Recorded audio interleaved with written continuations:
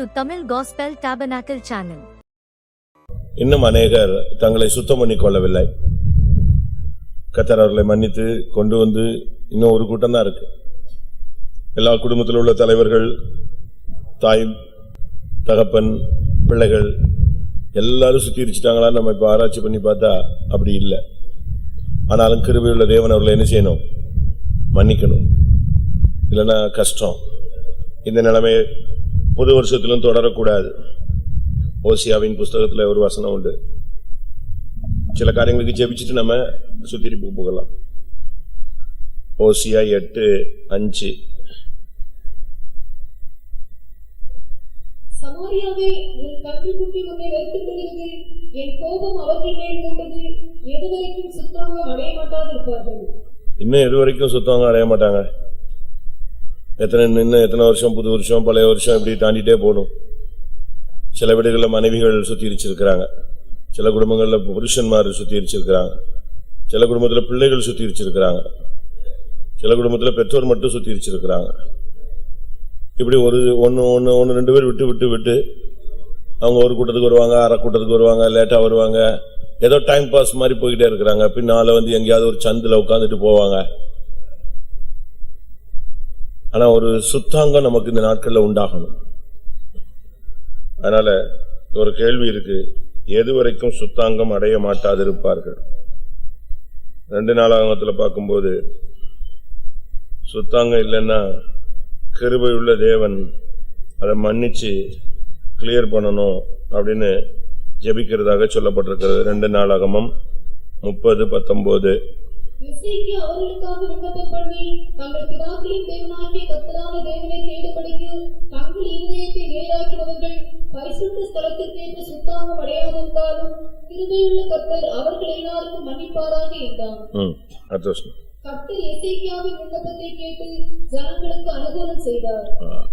ஒரு மனுஷனுடைய ஜெபம் முழு ஜனங்களையும் சுத்தமாக்கினதாகத்தான் இந்த வசனத்திலிருந்து நாம் விளங்கி கொடுக்கிறோம். இப்போ உங்க வீடுகளில் எல்லாரும் சுத்திரிக்கப்பட்டாங்களா? உங்க மனைவி, உங்க புருஷன், உங்க பிள்ளைகள், உங்கள் பெற்றோர்கள் எல்லாரும் சுத்திரிக்கப்பட்டாங்கன்னு உங்களுக்கு ஒரு நிச்சயம் வந்துருச்சா? எல்லா கூட்டங்களுக்கும் வர்றதல்ல. ஒப்பு கொடுக்கணும், இருதயம் உடையணும், தண்ணீரை போல ஊற்றணும், அதனுடைய சமூகத்துல, தேவ சமூகத்துல போராடணும், அழணும், கண்ணீர் விடணும், மனங்கசந்து அழணும், மனஸ்தாபப்படணும், மனம் திரும்பணும். இவைகளெல்லாம் நடக்காத பட்சத்தில் ஆண்டவர் கேட்கிறார், எது வரைக்கும் அவர்கள் சுத்தாங்கம் அடையாதிருப்பார்கள்? எசேக்கியா இப்படிப்பட்ட ஜனங்களுக்காக ஜெபித்தான். பரிசுத்த ஸ்தலத்துக்கு ஏற்ற சுத்தாங்கம் அடையாதிருந்தாலும் கிருபையுள்ள தேவன் அதை மன்னிப்பாராக சொன்ன உடனே கர்த்தர் எசேக்கியாவின் ஜெபத்தை கேட்டு ஜனங்களுக்கு அனுகூலம் செய்தார். இப்ப எல்லாரும் ஜெபம் பண்ணுமா? ஜெபம் பண்ணலாமா? நம்முடைய சபையில் இருக்கிற எல்லா ஊழியர்கள், விசுவாசிகள், புருஷனோ மனைவியோ பிள்ளைகளோ, 4 பிள்ளையோ 2 பிள்ளையோ 1 பிள்ளையோ, எல்லாரும் சுத்திகரிக்கப்படணும், சுத்தாங்கம் அடையணும். ஒருவேளை பரிசுத்த ஸ்தலத்துக்கு ஏற்ற சுத்தாங்கம் அடையாம இருந்தாலும் கிருபையுள்ள தெய்வம் மன்னித்து அவங்களை கர்த்தராமே இறங்கி என்ன செய்யணும்? அவர்களுக்கு அனுகூலம் செய்யணும். எல்லாரும் போராடலாமா? ஒரு 2 நிமிஷம் எல்லாரும் ஒருமித்து ஜெபம் பண்ணுவோம். நம்ம சபையில ஒரு 400 பேர் ராபோஜனம் எடுக்கிறது பெரிய சாதனை இல்லை பிரியமானவர்களே. எல்லாரும் எடுக்கணும். பரிசுத்தாவின் அபிஷேகம் இறங்கும் பொழுது பட்சபாதம் இல்லாமல் பெந்தேகோஸ்தே நாளில் அந்த மேல் வீட்டில் இறங்கினது, உட்கார்ந்திருந்த 120 பேரை நிரப்பினது. ஆமென். அதுபோல முழு சபையும் பரிசுத்தமாகப்பட வேண்டிய ஒரு நேரம் இதுதான். ஆமென். இனிமேலும் பின்மாற்றம், இனிமேலும் பின்தங்குகிற அனுபவங்கள் இதெல்லாம் நமக்கு தேவையில்லை. எல்லாரும் கொஞ்ச நேரம் தேவ சமூகத்தில் போராடுவோம். கர்த்தாவே, எங்களையும் எங்கள் ஜனங்களையும் குடும்பங்களையும், சிறியோர் பெரியோர், வாலிபர்கள் வயோதிபர்கள், புதியவர்கள் பழையவர்கள் எல்லாரையும் பரிசுத்த ஸ்தலத்துக்கு ஏற்ற சுத்தாங்கத்துக்குள்ளே வழி நடத்தும். எல்லாரும் போராடுவோம்.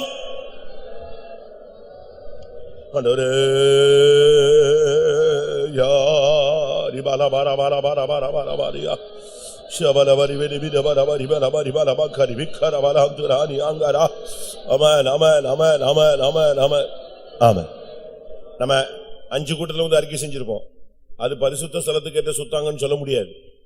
அது தேவன் எதிர்பார்க்கிற ஹோலினஸ். நாம நம்மளால தெரிஞ்ச அளவு, புரிஞ்ச அளவு நம்ம பரிசுத்தமாக்கிட்டு இருக்கிறோம், வேற வழி இல்லாம. ஆனா பரிசுத்த ஸ்தலத்துக்கு ஏற்ற சுத்தாங்கம் இருக்கா அப்படின்னா நமக்கு அது ரொம்ப கடினமான ஒரு பாதை. அதனால அதை கர்த்தர் தரணும், விடக்கூடாது. அந்த அனுபவத்துக்குள்ள எல்லாரையும் கர்த்தர் நடத்த முடியாது. எல்லாரும் கொஞ்ச நேரம் போராடுங்க. ஆமென். எசேக்கியாவின் ஜெபத்தை கேட்டு அனுகூலம் செய்த தேவன் நம்முடைய ஜெபத்தை கேட்டு எல்லாரையும் பரிசுத்தம் பண்ணட்டும். ஹல்லேலூயா.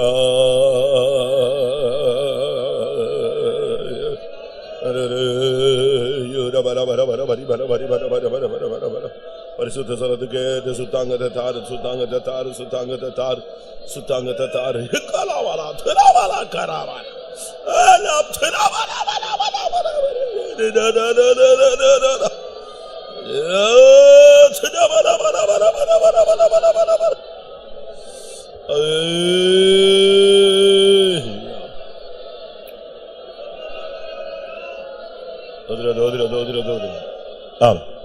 முதல்ல உங்களுக்காக, எனக்காக, நமக்காக ஜெபிக்கலாம். கர்த்தாவே, நான் சுத்திரிச்சிருக்கிற சுவாமி, என்னால முடிந்த அளவு நான் செஞ்சிருக்கிறேன். ஆனாலும் பரிசுத்த ஸ்தலத்துக்கு ஏற்ற சுத்தம்னு எனக்கு தெரியல. அதை முதல்ல எனக்கு தாங்க. பரிசுத்த ஸ்தலத்துக்கு ஏற்ற ஒரு சுத்தாங்கத்தை எனக்குள்ள உண்டு பண்ணுங்க. இரண்டாவது ஜெபம் இங்க இருக்கிற எல்லாருக்குள்ளயும் உண்டு பண்ணுங்க. மூணாவது ஜெபம் இங்க வராத இருக்கிற எங்களுடைய சபை ஜனங்கள் எல்லாருக்குள்ள அந்த அனுபவத்தை கட்டிடும். எல்லாரும் போராடுவோம். வாயை திறங்க. ஆமென். ஹல்லேலூயா, ஹல்லேலூயா. நம்முடைய ஜெபம் எசேக்கியாவின் ஜெபமாய் மாறட்டும். ஆமென். கர்த்தர் ஜனங்களுக்கு அனுகூலம் செய்யணுமே. கர்த்தாவே, ஆண்டவரே, பரிசுத்த ஸ்தலத்துக்கு ஏற்ற சுத்தாங்கத்தை முதலாவது எனக்கு தாரும் ஆண்டவரே, எங்களுடைய ஊழியர்களுக்கு தாரும் ஆண்டவரே, எங்களுடைய ஜனங்களுக்கு தாரும் ஆண்டவரே, வந்து முழங்கால நிக்கிற ஒவ்வொருவருக்கும் தாரும் ஆண்டவரே. பரிசுத்த ஸ்தலத்துக்கு ஏற்ற சுத்தாங்க உண்டாகட்டும், உண்டாகட்டும், உண்டாகட்டும். வராத ஜனங்களுக்குள்ளே உண்டாகட்டும், முழு சபைக்குள்ள உண்டாகட்டும்.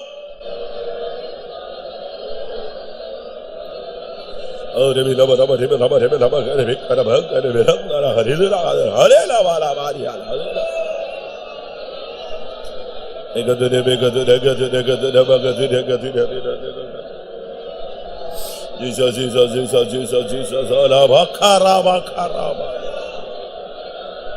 Ori durabani arabangare haduni megara maragado.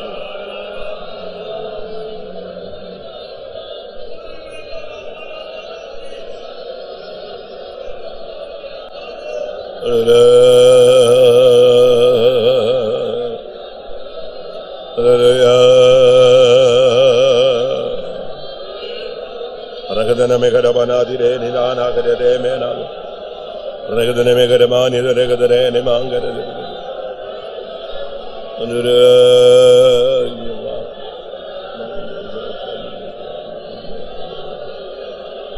Stotram, stotram, stotram, stotram, stotram, stotram, stotram. Hallelujah, hallelujah, hallelujah, hallelujah. Andare பரிசுத்த ஸ்தலத்துக்கு ஏற்ற ஒரு சுத்தாங்க உண்டாகணும், சுத்தாங்க உண்டாகணும், சுத்தாங்க உண்டாகணும், சுத்தாங்க உண்டாகணும், சுத்தாங்க உண்டாகணும், சுத்தாங்க உண்டாகணும். பரிசுத்த ஸ்தலத்துக்கு ஏற்ற சுத்தாங்கம் எங்களுக்குள் உண்டாகட்டும்.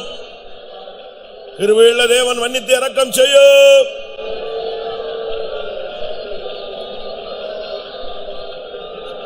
ஒரு மேல ஒரு வேக்கரே பாரி கரே மேலே பேக்கரே மேலே மேலே மேலே மேலே பேக்கரே மேலே மேலே மேலே மேலே தோத்ர தோத்ர தோத்ர தோத்ர தோத்ர தோத்ர தோத்ர தோத்ர தோத்ர தோத்ர அலபாலி பக்கர பல பக்கர பல திரி திரி திரி திரி Jesus Jesus Jesus Jesus Jesus Jesus Jesus அலபக்கர பக்கர பகி கர பல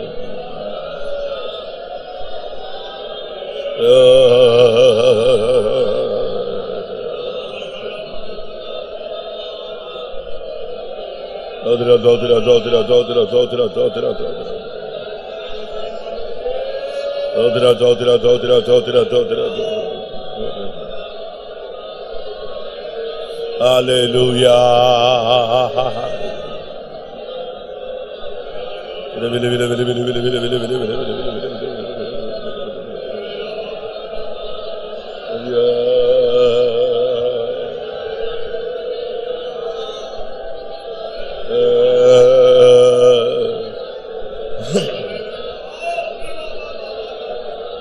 Katurabana katuraniyan katurimi karaban turaniyas hatsimina halikabala hali arhadana halemela bala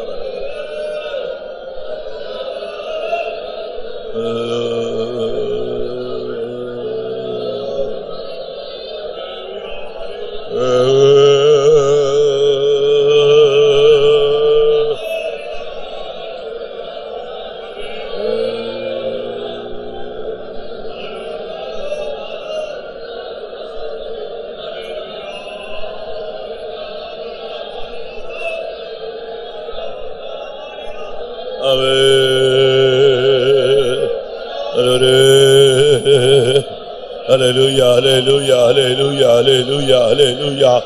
Oh, rabakarabakarabakarabakarabalabatur. Sudamaniya rekhabalabatur. Oh, Jesus, Jesus. Jesus, Jesus, Jesus, Jesus, Jesus. ஆமென்.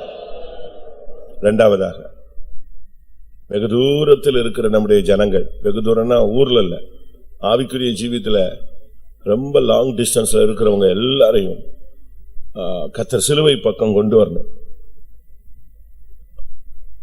வாசிங்க லூக்கா எழுதின சுவிசேஷத்துல பேதுரு தூரத்தில் இயேசுவை பின் சென்றான்.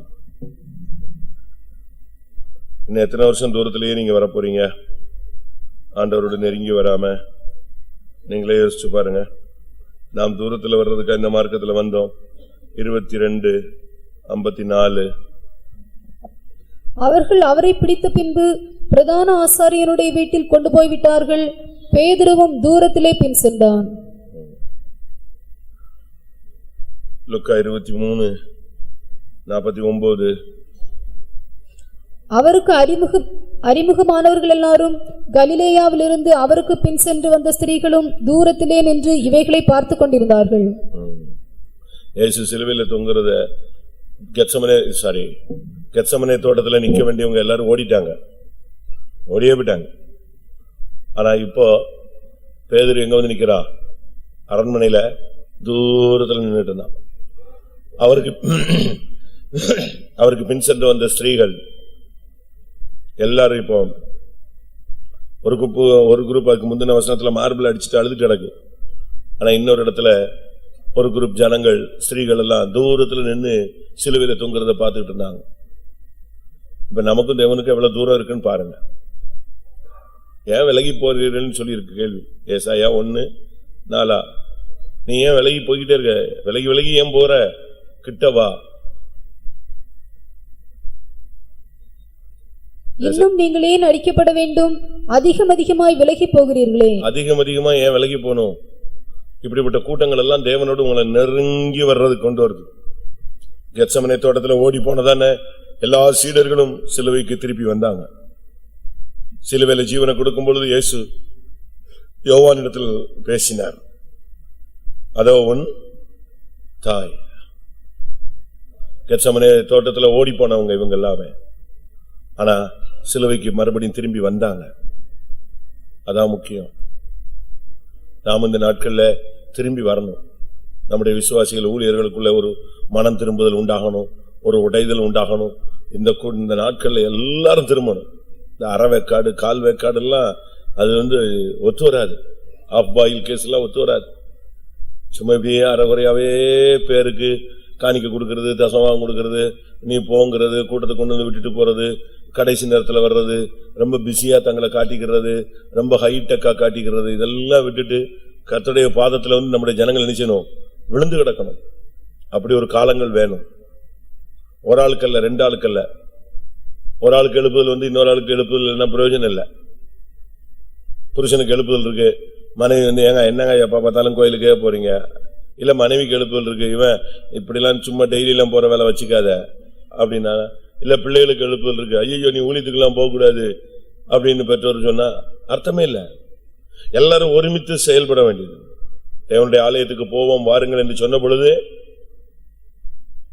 சொன்னபோது நான் மகிழ்ச்சியா இருந்தேன். எல்லாரும் ஒருமித்து, அப்படி ஒரு அனுபவம் நமக்கு சபைக்குள்ள வேணும். எல்லாரும் சிலுவை பக்கம் வரணும். இந்த நாட்கள்ல ஒரு அருமையான நேரம். கர்த்தர் நம்மளுக்கு ஜீவனுள்ள தேசத்துல நாட்களை கூட்டி கொடுத்து வருஷத்தின் கடைசியில கொண்டு வந்திருக்கிறார். இந்த கூட்டங்கள் வாயிலாக ஒரு 2 நிமிஷம் ஜெபம் பண்ணலாம். எல்லாரையும், ஒருத்தரும் தூரத்துல இருக்க கூடாது. தூரத்துல இருந்தாலும் சரி, அவங்க எல்லாரையும் சிலுவை பக்கம் இழுக்கும்படியாய் ஜெபம் பண்ணுவோம். ஆண்டவரே, முழு சபையும் இந்த நாட்கள்ல உம்முடைய பக்கம் திரும்பட்டுங்க தாவே, சிலுவை பக்கம் திரும்பட்டுங்க தாவே. ஓ ராபா காத்துராவா, முழு சபையும் உம்முடைய பக்கம் திரும்ப வேண்டிய நேரம் கத்தாவே. தேவரீர் அனுக்கிரகம் செய்யும் ஐயா. ஹல்லேலூயா.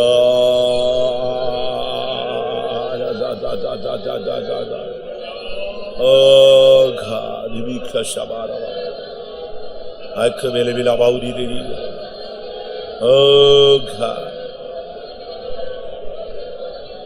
Jesus, Jesus, Jesus. எல்லாரும் இழுக்கணும். Oh God,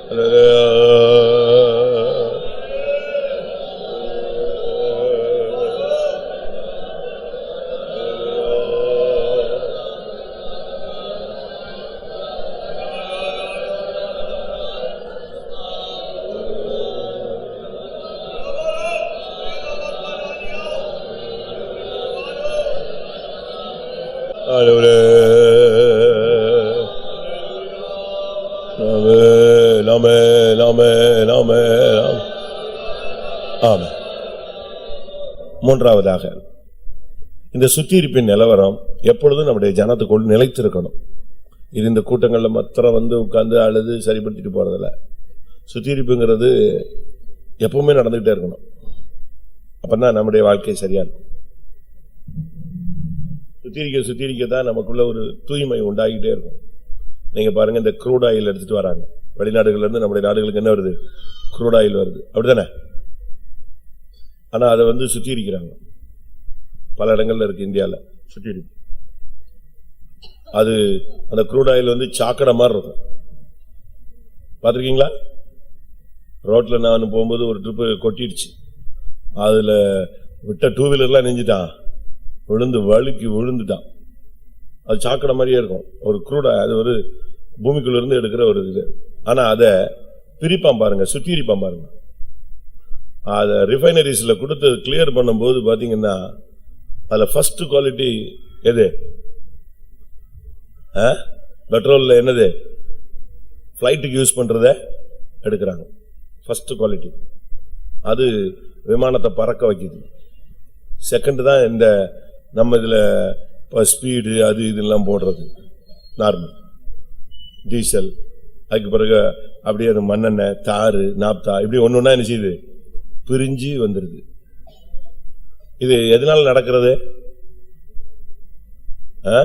அப்படியே க்ரூட் ஆயில எடுத்து எந்த தேசமும் என்ன செய்ய முடியாது, யூஸ் பண்ண முடியாது. தேவனும் நான் என்னையும் உங்களையும் யூஸ் பண்ணணும்னா தப்புன்னு எடுத்துலாம் யூஸ் பண்ணிட மாட்டாரு. அத நம்மள அந்த வேலையை செஞ்சாதான் அது என்ன செய்யும், நடக்கும். அப்படின்னா இந்த சுத்திரிப்பு டெய்லி நடக்கணும் நமக்குள்ள. இன்னைக்கு இந்த சுத்திரிப்பு கூட்டத்தில் உட்காந்துக்கிட்டு அழுதுகிட்டு ஜெபிச்சுக்கிட்டு 2 நாள் லீவ் போட்டு ஒப்பு கொடுத்துட்டு விட்டுறது இல்ல. இதை மெயின்டைன் பண்ணணும். அதான் ரொம்ப முக்கியம். சுத்திரிப்பு ரொம்ப சுலபங்க.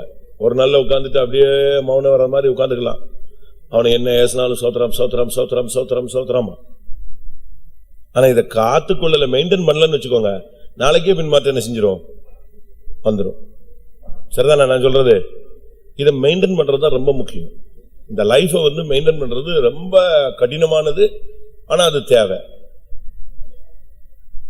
ஒரு கட்டடத்தை கட்டலாம், அதை அப்படியே மெயின்டைன் பண்ணாம விட்டுட்டீங்கன்னா முடிஞ்சு போச்சு, அது பேய் வீடு மாதிரி ஆயிரும். இல்ல கொஞ்ச நாள்ல எல்லாமே போயிடும். அதனால நம்ம இப்ப ஜெபம் பண்ண வேண்டியது என்னன்னா, கர்த்தாவே நாங்க இந்த லைஃப மெயின்டைன் பண்ண எங்களுக்கு என்ன வேணும்? கிருபை வேணும்.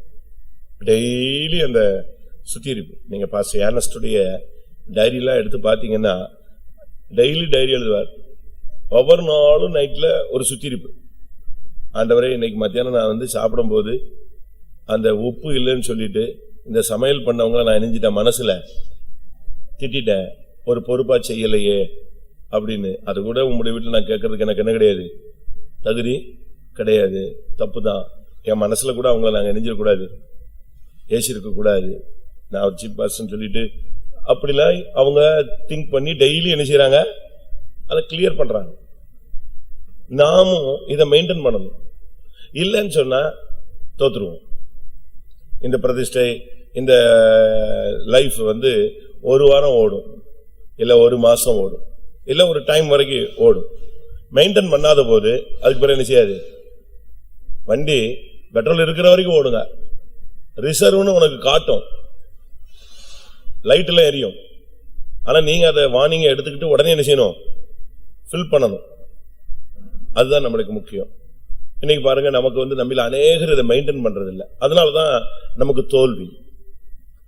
டெய்லி நீங்க ஒரு டைம் போட்டு நைட்ல தூங்கும் போது தேவ சமூகம் நம்மோடு இருக்கா அப்படிங்கறத நீங்க ஒரு மெயின்டைன் பண்ணணும். உன்னத பாட்டு 3:1.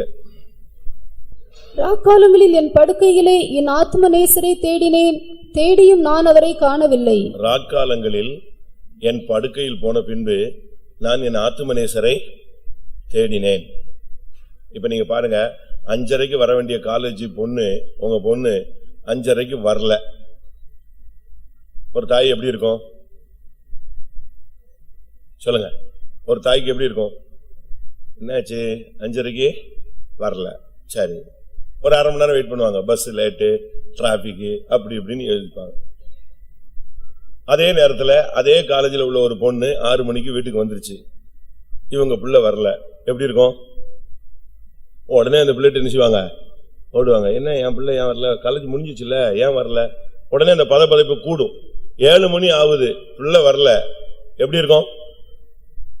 ரத்தம் கொதிக்க ஆரம்பிச்சிடும், பயம் வந்துடும், ஐயோ என்னாச்சோ ஏதாச்சோன்னு. உடனே இருக்கிறவங்களை அவ்வளவு வரையும் போனை போட்டு கலக்கி எடுத்து ஓடு, உடனே கிளம்பு காலேஜ். அப்போ உங்க பிள்ளைய குறித்து எவ்வளவு ஒரு கரிசனையும் ஒரு பதட்டமும் உங்களுக்கு இருக்கு. இங்கே சொல்லியிருக்கு, என் படுக்கையில் நான் யாரை தேடினேன்? புருஷனை தேடல, பிள்ளைய தேடல, அம்மாவை தேடல, மனைவியை தேடல. யாரை தேடினாரா? அந்த மனவாட்டி யாரை தேடினா? ஆத்தும நேசரை தேடினேன். தேடினா யாரு இல்ல, ஆத்தும நேசரை காணவில்லை. நம்ம என்ன செய்வோம்? சரி சரி காலைல வரட்டும், எங்க போனாலும் போனா வந்தா வரட்டும், வரட்டா போட்டும் அப்படின்னு விட்டுருவோம். சில நேரத்துல இவர் எப்பவுமே இப்படித்தாங்க லேட்டு அப்படின்னு சொல்ற கேஸ் இருக்கு. திடீர்னு சொல்லாம கொள்ளாம கூட 2 நாள் கழிச்சு தான் வருவாங்க அப்படிங்கிறாங்க. இப்படிலாம் இல்ல, உடனே அவள் என்ன செய்தா? அடுத்த வசனம், நான் எழுந்து நகரத்தின் வீதிகளிலும் தெருக்களிலும் திரிந்து என் ஆத்தும நேசரை தேடுவேன் என்றேன், தேடியும் நான் அவரை காணவில்லை. நகரத்தின் தெருக்களிலும், திரும்பி நகரத்தின் வீதிகளிலும் தெருக்களிலும் திரிந்து. அப்ப என்ன அர்த்தம்? இவ பகல்ல போன ரூட் எது? நகரத்துல காசை தொலைச்சவன் எங்க தேடுவான்? மார்க்கெட்ல வரைக்கும் போயிட்டு வந்துட்டு காசு தொலைஞ்சு போச்சுன்னா இவன் பஸ் ஸ்டாண்டு போக வேண்டிய அவசியம் கிடையாது. எங்கதான் போவான்? எங்க விட்டானோ அதே ரூட்ல தான் போவான். உண்மைதானே? அதே போலதான் இவள் நகரத்தின் வீதிகளிலும் தெருக்களிலும் என்ன செய்தா? தேடினா. நகரத்திலே திரிகிற காவலாளர் என்னை கண்டார்கள், என் ஆத்ம நேசரை கண்டீர்களா என்று அவர்களை கேட்டேன். நான் அவர்களை விட்டு கொஞ்ச தூரம் கடந்து போனவுடனே என் ஆத்ம நேசரை கண்டேன். அவரை நான் என் தாயின் வீட்டிலும் என்னை பெற்றவளின் அறையிலும் கொண்டு வந்து விடுமட்டும் விடாமல் பற்றிக் கொண்டேன். இன்னும் கொஞ்ச தூரம் போன உடனே, அதாவது பகல்ல எங்க போனாலும் அதே ரூட்ல செஞ்சா போனா அங்க யார் இருந்தா? ஆத்தும நேசர். உடனே கூப்பிட்டு தன்னுடைய படுக்கை அறைக்கே கொண்டு வந்துட்டா.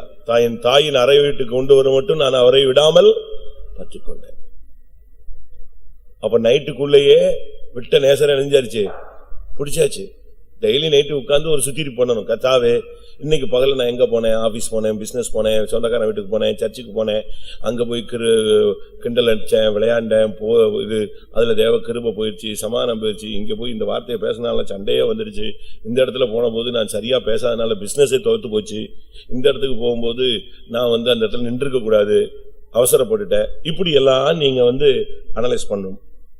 அப்போ டெய்லி அது என்ன ஆயிடும், ரைட்டு இனிமே நம்ம நினைச்ச கூடாது, அவசரப்படக்கூடாது, தேவ சித்தம் இல்லாம போக கூடாது, இன்னைக்கு இவ்வளவு நஷ்டம் வந்துருச்சு, ஆண்டவரே நான் தான் தப்பு பண்ணிட்டேன், இப்படி நம்ம ஃபீல் பண்ணி ஆத்துமநேசர் அந்த தேவ சமூகம் இல்லாம நீ தூங்குறதுக்கு என்ன செய்யக்கூடாது, ஆத்துமநேசருடைய சமூகம் இல்லாம நீ தூங்க என்ன செய்யக்கூடாது, போகக்கூடாது.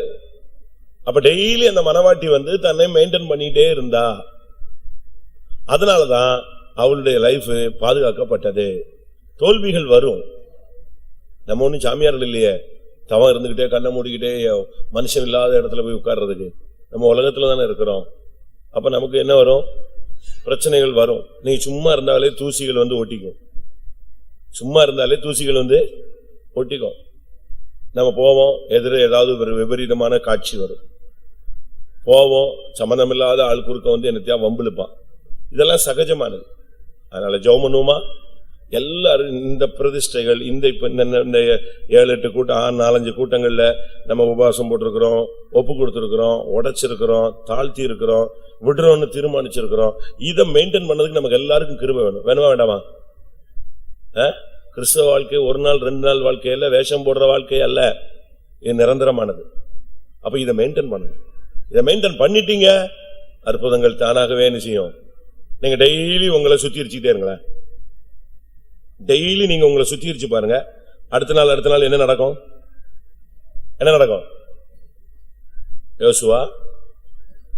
யோசுவாவில் ஒரு வசனம் இருக்கு, நீங்க உங்களை சுத்தம் பண்ணி பாருங்க, என்ன நடக்கும், என்ன நடக்கும், நடக்குமா? 3:5. யோசுவா ஜனங்களை நோக்கி, உங்களை பரிசுத்தம் பண்ணிக் கொள்ளுங்கள், நாளைக்கு கர்த்தர் உங்கள் நடுவிலே அற்புதங்களை செய்வார் என்றான். அப்படின்னா என்ன அர்த்தம்? இன்னைக்கு உன்னை நீ பரிசுத்தம் பண்ணினா நாளைக்கு அற்புதம், நாளைக்கு உன்னை பரிசுத்தம் பண்ணினா நாளை கழிச்சு உனக்கு அற்புதம். அப்ப டெய்லி நம்ம இதை மெயின்டைன் பண்ணிக்கிட்டே இருந்தா டெய்லி நம்முடைய வாழ்க்கை எப்படிதான் அற்புதங்கள் நடந்துகிட்டே இருக்கும். அப்படித்தானே அந்த வசனம் கரெக்ட் தானே? சரியா தப்பா? அப்ப டெய்லி நம்ம இந்த ஹோலி லைஃபை மெயின்டைன் பண்ணணும், அழகா மெயின்டைன் பண்ணணும். அதே ஜெபம், அதே உபவாசம், அதே தாழ்மை, அதே அன்பு, அதே ஜெபம், அப்படியே நம்ம அப்படியே போயிட்டே இருக்கணும். ஒரு நாள் கூட அதை நினைச்ச கூடாது. மிலிட்டரியில பாருங்க, யுத்தம் இருக்கோ இல்லையோ, சண்டை நடக்குதோ, தேசத்துல கலவரம், உள்நாட்டு போறோம் வெளிநாட்டு போறோம் இருக்கோ இல்லையோ, காலையில எந்திரிச்ச உடனே என்ன தொடங்கிடுவான், ட்ரில்ல ஸ்டார்ட் பண்ணிடுவான், பயங்கர பணி. இப்ப நீங்க பாருங்களேன், இப்ப என்ன வரப்போகுது, சுதந்திர தினமா குடியரசு தினமா, என்ன வரப்போகுது? இதுக்கு பயங்கரமா ஒத்திகை நடத்துறாங்க டெல்லியில. ஆனா பாத்தீங்கன்னா பயங்கரமான பனிமூட்டம், பிளைட் என்ன செய்ய மாட்டேங்குது, இறங்க மாட்டேங்குது. டெல்லியில பிளைட் இறங்க மாட்டேங்குது, ட்ரெயின் ஓடுறதுக்கு லேட் ஆகுது, பயங்கர பனிமூட்டம். ஆனா இவனுங்களுக்கு போட்டு ட்ரில் எடுக்கிறான் பாருங்க, பனியாவது மழையாவது. இவனுக்கு என்னது காரணம் என்ன தெரியுமா? அப்பதான் இந்த சரீரம் கட்டுப்பாட்டுல வரும். நம்மள மாதிரி அழகா 7 மணி நேரம் தூங்கி 15 மணி நேரம் படுத்துக்கிட்டு அப்படிலாம் இருந்தா இந்த சரீரம் என்ன செய்யாது, கட்டுக்கோப்புல வராது. மழையோ பனியோ சாவுக்கு ரெடியா மோதணும்னா அவனுக்கு எல்லாம் ரெடியா இருக்கணும். அப்போ அதனால யுத்தம் இருக்கோ இல்லையோ அவனுக்கு டெய்லி பேராட் உண்டு, எடுத்துருவான். அதே போலதான் நமக்கு போராட்டங்கள் வரலாம் வராம இருக்கலாம், வியாதி வரலாம் வராம இருக்கலாம், விசுவாச போராட்டம் வரலாம் வராம இருக்கலாம். எப்ப வந்தாலும் சரி வராட்டாலும் சரி நீங்க பரிசுத்த வாழ்க்கையை மெயின்டைன் பண்ணணும். அப்படி விசுவாசிக்கிறவங்க வாஞ்சிக்கிறவங்க கொஞ்சம் நேரம் ஜெபம் பண்ணுங்க பார்க்கலாம். கர்த்தர் இதுக்கு ஒரு கிருபை தரட்டுமே. தோத்து அறிக்கையிடுறதை விட ஜெயிச்சு முன்னேறலாமே. ஹல்லேலூயா. கர்த்தாவே, இன்றைக்கு நாங்கள் எடுக்கிற தீர்மானங்கள் எல்லாவற்றையும் கடைசி வரை மெயின்டைன் பண்ண எங்களுக்கு எல்லாருக்கும் சபைக்கு உதவி செய்யும். எல்லாரும் போராடுவோம். அது ஒரு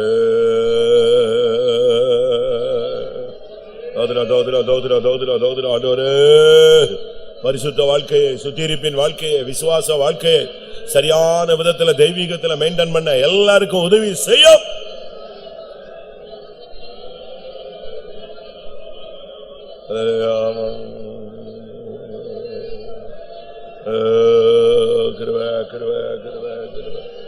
கிருபை கிருபை கிருபை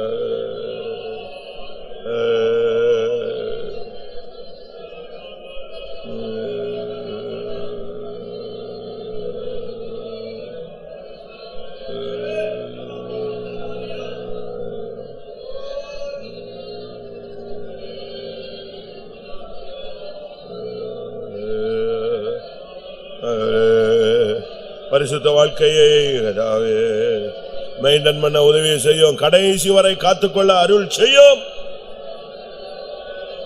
எல்லாருக்கும் உதவி செய்ய மாட்டவரே, எல்லாருக்கும் உதவி செய்ய மாட்டவரே, எல்லாருக்கும் உதவி செய்ய மாட்டவரே, எல்லாருக்கும் எனக்கோ மற்றவர் எல்லாருக்கும் தேவனுடைய பிள்ளைகள் எல்லாருக்கும் வாலிபர்கள் வயோதிபர்கள் தாவே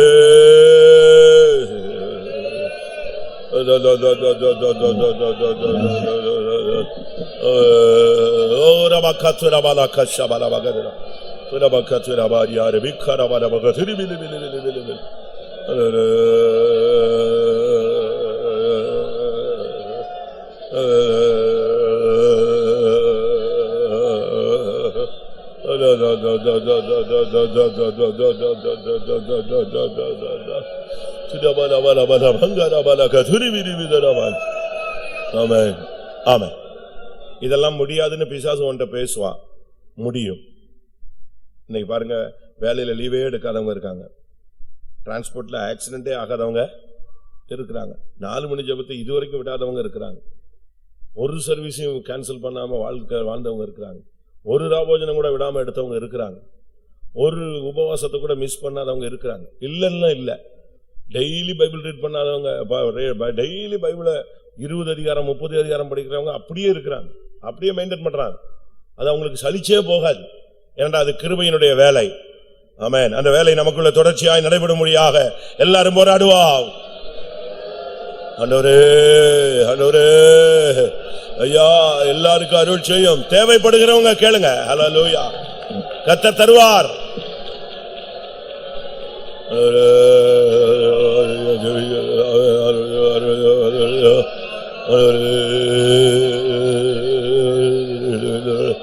கர்த்தர் உதவி செய்யும். ஆண்டவரே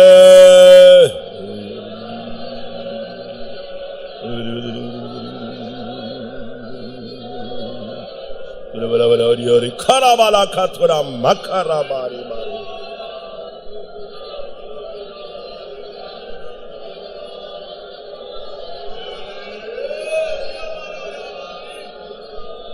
தோத்ரா தோத்ரா தோத்ரா தோத்ரா தோத்ரா அடோரே அடோரே அடோரே எசபா எசபா எசபா எசபா எசபா எசபா எசபா எசபா எசபா எசபா. ஒரு நாள் பரிசுத்தவான் அல்ல, வாழ்நாளெல்லாம் பரிசுத்தவானா இருக்கணுமே.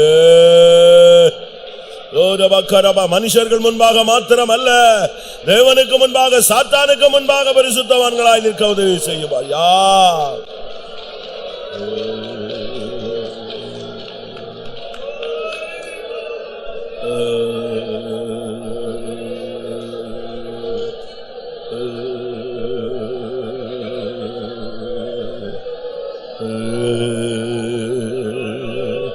கத்தரதே செய்யும், கத்தரதே செய்யும், கத்தரதே செய்யும், கத்தரதே செய்யும், கத்தரதே செய்யும்.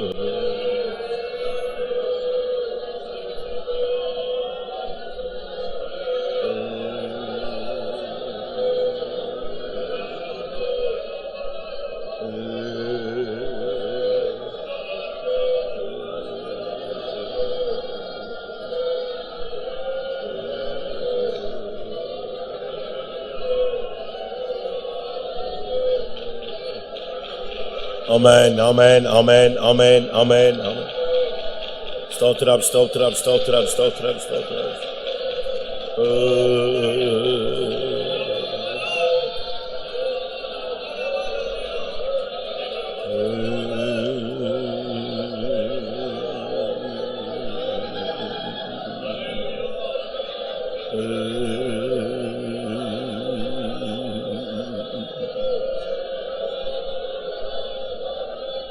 ஆமென். ஆமென். கர்த்தர் எல்லாருக்கும் உதவி செய்ய முடியாது. ஸ்தோத்திரம் பண்ணுவோம். Praise the Lord, praise the Lord, praise the Lord. ஆமென். உட்காருங்க.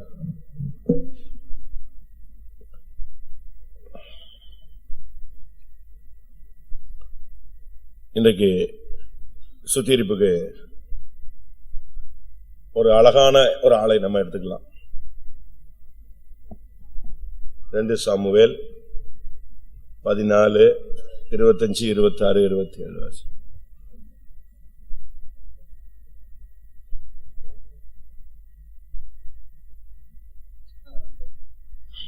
ராஜா அவன் என் முகத்தை பார்க்க வேண்டியதில்லை, தன் வீட்டுக்கு திரும்பி wait. 25 வருஷம். இஸ்ரவேலர் அனைவருக்குள்ளும் அப்சலோமை போல் சௌந்தரியம் உள்ளவனும் மெச்சிக் கொள்ளப்பட்டவனும் இல்லை. உள்ளங்கால் தொடங்கி உச்சந்தலை மட்டும் அவனில் ஒரு பழுதும் இல்லாதிருந்தது. போதும். 1 சாமுவேல் 14, 25. அப்சலோமை போல சௌந்தரியம் உள்ளவனும் மெச்சிக்கொள்ளப்பட்டவனும் இல்லை. உள்ளங்கால் தொடங்கி உச்சந்தலை மட்டும் அவனில் ஒரு பழுதும் இல்லாதிருந்தது. ரொம்ப அழகானவன். கர்த்தர் அவனை அப்படித்தான் உருவாக்கினார். தாவீதுக்கு அவனை மகனா கிடைச்சது ஒரு பெரிய பாக்கியம் மாதிரி இருந்துச்சு. அப்சலோம் மிகவும் அழகானவன். அவன் ஹேர் ஸ்டைல் எவனுக்குமே கிடையாது. பெண்களுக்கு கூட அந்த அளவு ஹேர் ஸ்டைல் கிடையாது. அவன் அவ்வளவு ஹேர் ஸ்டைல் உள்ளான். அவனை பார்த்தா அவனுடைய சரீரத்துல ஒரு இதை நினைச்ச முடியாது. இந்த உலகத்துல சொல்லுவாங்க, இந்த ஹைட் இருந்தா இவ்வளவு வெயிட் இருக்கணும், அதே மாதிரி ஆள். அவ்வளவு அழகா இருப்பான். அவன் சாகும் போது தாவீத கத்துனான், அப்சலோமே அப்சலோமே, நான் செத்து நீ நெஞ்சிருக்கலாம், பிழைச்சிருக்கலாமே, இப்படி அநியாயமா செத்துட்டியா. அவ்வளவு அழகானவன். அவன் ஜஸ்ட் அப்படி ஒரு ஸ்மைல் பண்ணி ஒருத்தன் பேசினான்னா அவன் கவுந்துருவான், பொத்துன்னு விழுந்துருவான். ஆணோ பெண்ணோ, இவனுடைய சாமர்த்தியம் என்னன்னா ஒரு வசீகரிப்பு சக்தி, ஈர்ப்பு சக்தி அவன்கிட்ட இருந்துச்சு. அந்த அளவு அழகுள்ளவன். நம்ம பையங்களும் பிள்ளைங்களும் அப்படி ட்ரை பண்றாங்க, இருந்தா தானே வரும். அதுக்கு இவன் வெட்டிக்கிட்டு அவ வெட்டிக்கிட்டு இழுத்துக்கிட்டு மாட்டிக்கிட்டு என்னெல்லாமோ ட்ரை பண்றாங்க. இருக்கிற கர்த்தர் கொடுத்தது போதுமானது. ஆண்டவர் உனக்கு ஆட்டுக்கு வாழை அளந்துதான் வச்சிருக்கிறார். நீ 7 அடி மாட்ட வேண்டிய அவசியமே கிடையாது. அவருக்கு தெரியும் யார எங்க ஃபியூஸ் யார் கையில தான் இருக்கு. ஃபியூஸ் யார் கையில இருக்கு? அவர் ஒருத்தர் இருக்காரு, மெயின் ஆள், அவர் தான் ஃபியூஸ். நான் இதெல்லாம் பார்த்துட்டேன், அதனாலதான் சொல்றேன். நான் அடிக்கடி சொல்லுவேன், நம்ம பைத்தம்ல ஒரு பையன் வேலை செஞ்சிட்டு இருப்பான். நான் இருக்கும்போது இல்ல, எனக்கு முந்தின காலத்துல, நான் அப்பதான் ஊழியத்துக்கு வந்த புதுசு, சின்ன பிரதர். அவ என் காலத்துக்கு முன்னால பைத்தம்ல இருந்திருக்கான். பைத்தம்ல ஈபி வேலை, அந்த வேலை இந்த வேலை, ஏதாவது ஒரு வேலை செய்வான் போட்டு. பைத்தம்ல அப்ப கஞ்சி கிஞ்சி கொடுப்பாங்க, அதை குடிச்சிட்டு கிடந்திருக்கான். அவனுக்கு ஒரு சான்ஸ், ஃபாரின் சான்ஸ் கிடைச்சு. அப்ப அதுக்கு போறதுக்கு அவனுக்கு என்ன கிடையாது, சான்ஸ் இருக்கு. ஆனா போறதுக்கு என்ன கிடையாது, காசு கிடையாது. அப்போ 1200 ரூபாய் கட்டினா எங்க போயிடலாம், ஃபாரின் போயிடலாம். அது கட்டுறதுக்கு அவனுக்கு வசதி கிடையாது. அப்ப என்ன பண்ணிட்டாங்க, நம்ம ஒரு விசுவாசி, அவனுக்கு சொந்தக்காரன் தான், சப்போர்ட் பண்ணி நம்ம பையன் ஃபைத்தம்லயே கிடக்கிறானேன்னு சொல்லி அவரு 1500 ரூபாய் சப்போர்ட் பண்ணி அவனை எங்க அனுப்பிட்டாரு, ஃபாரின் அனுப்பிட்டார். இவன் போனா நல்ல வேலை, நல்ல சம்பளம். ஆனா இவன் அங்க போன உடனே இவன் புத்தி நெஞ்சிருச்சு. இந்த தமிழ்ல சொல்லுவான், அற்பனுக்கு காலம் வந்தா என்ன செய்வான், அர்த்தராத்திரியில கொடை பிடிப்பான். இவன் தான் அவனுடைய அண்ணன், நான் சொல்றாள். இவன் என்ன பண்ணிட்டான், அங்க போயிட்டு கொஞ்சம் சம்பளம் கும்பளம் கிடைச்ச உடனே இவனுக்கு ஒரு மாதிரி வித்தியாசமான ஒரு உணர்வு வந்துருச்சு. வீட்டுக்கு பணத்தை அனுப்பினான். அனுப்பிட்டு ஒரு லெட்டர், இந்த பணத்தை உடனடியாக அந்த 1200 ரூபாய் கொடுத்த விசுவாசியிடம் என்ன செய்வோம், கொடுத்து விடவும். ஏனென்றால் நாளைக்கு என்னால் தான் உன்னுடைய குடும்பம் செழித்தது என்று சொல்லிவிடுவார்கள். எப்படி? அதனால முதல்ல இந்த பணத்தை கொடுத்து அவன் நெஞ்சிரு போச்சிருந்தான். கொடுத்தாச்சு. இப்ப ஃபாரின்ல இருந்து வாரான், கண்டதையும் வாங்கிட்டு வர்றான். ஒரு மரியாதைக்கு கூட யாரை போய் பார்க்கல, அந்த விசுவாசியை போய் பார்க்கல, தேங்க்ஸ் சொல்லல. ஏன்னா அவர் என்ன சொல்லிடுவாராம், நான் தான் அனுப்புனேன்னு சொல்லிவிடுவாராம். அப்படின்னு இவனா ஒரு கற்பனை பண்ணிட்டு அப்படியே அவாய்ட் பண்ணிட்டான். இப்ப பாத்தீங்கன்னா அடிக்கடி ஃபாரின் போயிட்டு வர்றான் போறான், நல்ல வசதி ஆயிடுச்சு, கல்யாணம் வேற கட்டிவிட்டான், நல்ல சம்பளம், எதிர்பார்த்ததை விட சரியான சம்பளம். இப்ப மனைவி குடும்பத்தை தொல்லை பண்றான். என் வருமானத்துக்கு ஏற்ற மாதிரி உன் குடும்பம் என்ன செய்யல, ஈக்குவல் இல்ல. இப்ப அங்க ஒரு இடிச்சிட்டு நிக்குது. சரி, அது போட்டும். இங்க வந்தா ஃபைத்தமுக்கு சும்மா அப்படி வருவான் போயிடுவான், அப்படிதான் இருந்திருக்கான். அந்த விசுவாசிகள் பக்கத்திலேயே போறது கிடையாது. ஏன்னா இவங்க யாருக்காவது ஸ்பான்சர் பண்ணு கேட்டுருவாங்களோ, இல்ல நீ உங்களுக்கு நான் உதவி செஞ்ச மாதிரி நீ யாருக்கு உதவி செஞ்சிருவேன்னு கேட்டுருவாங்களோன்ட்டு ஒரு விசுவாசி பக்கத்துல கூட நிச்சய மாட்டான், போக மாட்டான். யாரோ ஒருத்தங்க கேட்டிருக்காங்க, என்ன தம்பி உன்னை அவர் அனுப்புனாரு, இல்ல நான் இப்ப சொந்தக்காரங்களை யாரையும் கிட்ட விடுறதே இல்லைங்க. அவன் இன்னொரு இடத்துல பேசியிருக்கான், என் சொந்தக்காரங்களெல்லாம் வாசல்ல கலட்டி போடுற செருப்பு மாதிரி தான் நான் வச்சிருக்கேன் அப்படின்றான். டயலாக் கூடிடுச்சு. அத பாவம் அவனுக்கு தலகால் என்ன செய்யல, புரியல. இந்த கேப்ல நான் உள்ள போறேன், சின்ன பிரதர் நானு. அப்போ என்ன ஒரு நாள் கூட்டத்துக்கு, அப்ப ஆவடியில சர்ச்சு கிடையாது, ஆவடியில பட்டாபிராமன் தான் எடுக்கணும். நான் தான் சின்ன பிரதர், நீ போய் கூட்டம் எடுன்னு சொல்லி அனுப்பிட்டாங்க. கூட்டம் நடக்கிறது, இவருக்கு 1200 ரூபாய் கொடுத்தாரு இல்லையா, அந்த விசுவாசி வீட்டுல தான் ஷெட்டு, அங்கதான் மீட்டிங்.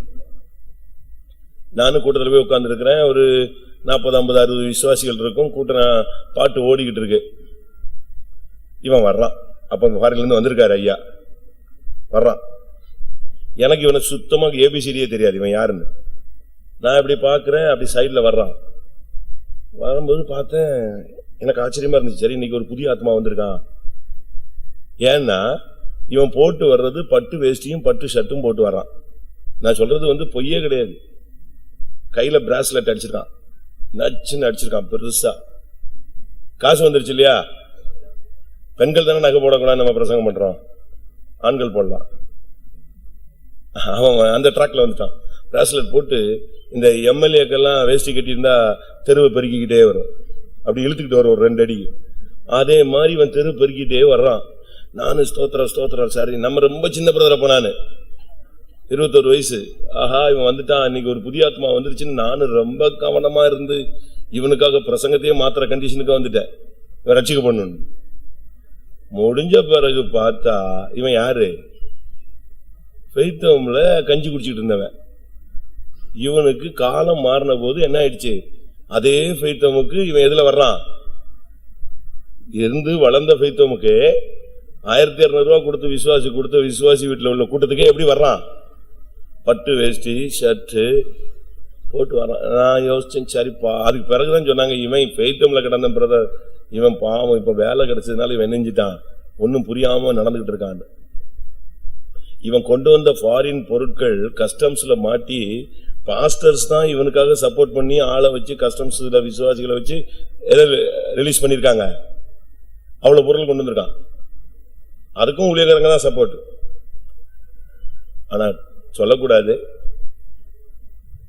அடுத்த ஃபாரின் போனான். நான் ரொம்ப யோசிச்சேன். அது பிறகுதான், ஐயோ இவன் என்ன தெரியல, எப்பூடம் தெரியாம நெஞ்சிட்டான், சாமி ஆடுறானே இவன், என்ன ஆக போறானோன்னு விட்டாச்சு. அடுத்த மாசம் அவன் வேலைக்கு போன இடத்துல மேல இருந்து ஒருத்தன் சுத்தியில விட்டுட்டான். அது நேரம் இவன் தலைக்கு உள்ள போச்சு, அப்படியே நேரம் அடிச்சிச்சு, ஸ்பாட் அவுட். அதுக்கப்புறம் அவன் அடக்கத்துக்கு போனேன். ஃபர்ஸ்ட் இவனை இதுல பார்த்தேன், 2வது அவனை எப்படி பார்த்தேன், அடக்காரானில பார்த்தேன். வீட்டுல எல்லாம் புலம்புனாங்க. பாதி பேரு சரி முடிஞ்சு போச்சா, பம்பரம் ஆட்டம் அணிஞ்சிருச்சு. பம்பரம் எவ்வளவு நேரம் சுத்தம், எவ்வளவு நேரம் சுத்தம், அந்த கயிறோட ஸ்பீடு நம்ம இழுக்கிற இழுப்புக்கு தான் என்ன செய்யும், சுத்தம். சுத்திக்கிட்டே இருக்கும், திருப்பி என்ன செய்யும், கறங்கும். ஒரு லிமிட்டுக்கு பிறகு நார்மலா விழுந்து. பாவம். உனக்கு கர்த்தர் கொடுப்பார், அழகு, அந்தஸ்து, ஐஸ்வர்யம், வாய்ப்பு, வசதி மேன்மை, மரியாதை, கனம், புகழ் எல்லாம் தெய்வம் கொடுப்பார். ஏன்னா தான் பிள்ளைய அவமானப்படுத்துறது அவருக்கு சித்தமே கிடையாது. உன்னை எவ்வளவு நாளும் கனம் பண்றதுக்கு அவர் ரெடி. அவரால் முடியாது ஒண்ணுமே கிடையாது. தானியேலை கொண்டு போனார், புகழின் உச்சிக்கே கொண்டு போனாரா? அவனுக்கு தாழ்வே கிடையாது. என்னைக்கு அவனை செலக்ட் பண்ணாங்களோ அன்னையில இருந்து சாகிற வரைக்கும் அவனுக்கு என்ன கிடையாது? தோல்வியே கிடையாது. நல்ல ஹை பொசிஷன். இன்னும் சொல்ல போனா நேபுகாத்நேச்சார் 7 வருஷம் மிருகமா கிடக்கும் போது சரித்திரம் சொல்லுது, ஆட்சியை கண்ட்ரோல் பண்ணதே யாருதான்? சரித்திரம் பைபிள் சொல்லல, சரித்திரம் சொல்லுது அவங்க பையன் ஆளுகை செய்யல. யார்தான் ஆளுகை செஞ்சிருக்கான்? தானியேல் தான் ஆளுகை செஞ்சிருக்கான். அவ்வளவு பவர்ஃபுல்லா தான். ஆனா தாழ்த்தி, அதே பிரதிஷ்டை, அதே தாழ்மை, அதே உண்மை, அதே உத்தமம், அதனால கடைசி வரைக்கும் நெஞ்சிருச்சு, அழகா நீடிச்சிருச்சு. அப்சலோம பாருங்க, பயங்கர அழகு, தலை முடிய வாரி விட்டு வந்தான்னா எல்லாரும் மயங்கிடுவாங்க. ஆனா அதே தலைமுடிதான் எங்க சிக்க அவனை சாவுக்கும்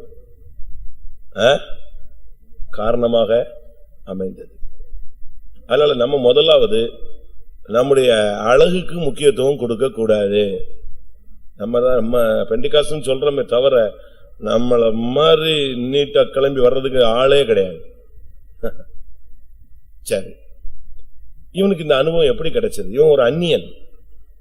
தாவீதுக்கு பையனான பிறகுதான் இந்த பாக்கியம் கிடைச்சதே தவிர இவன் யாரு கிடையாது? இவன் இஸ்ரவேலன் கிடையாது. வாசிங்க 2 சாமுவேல் 3:3.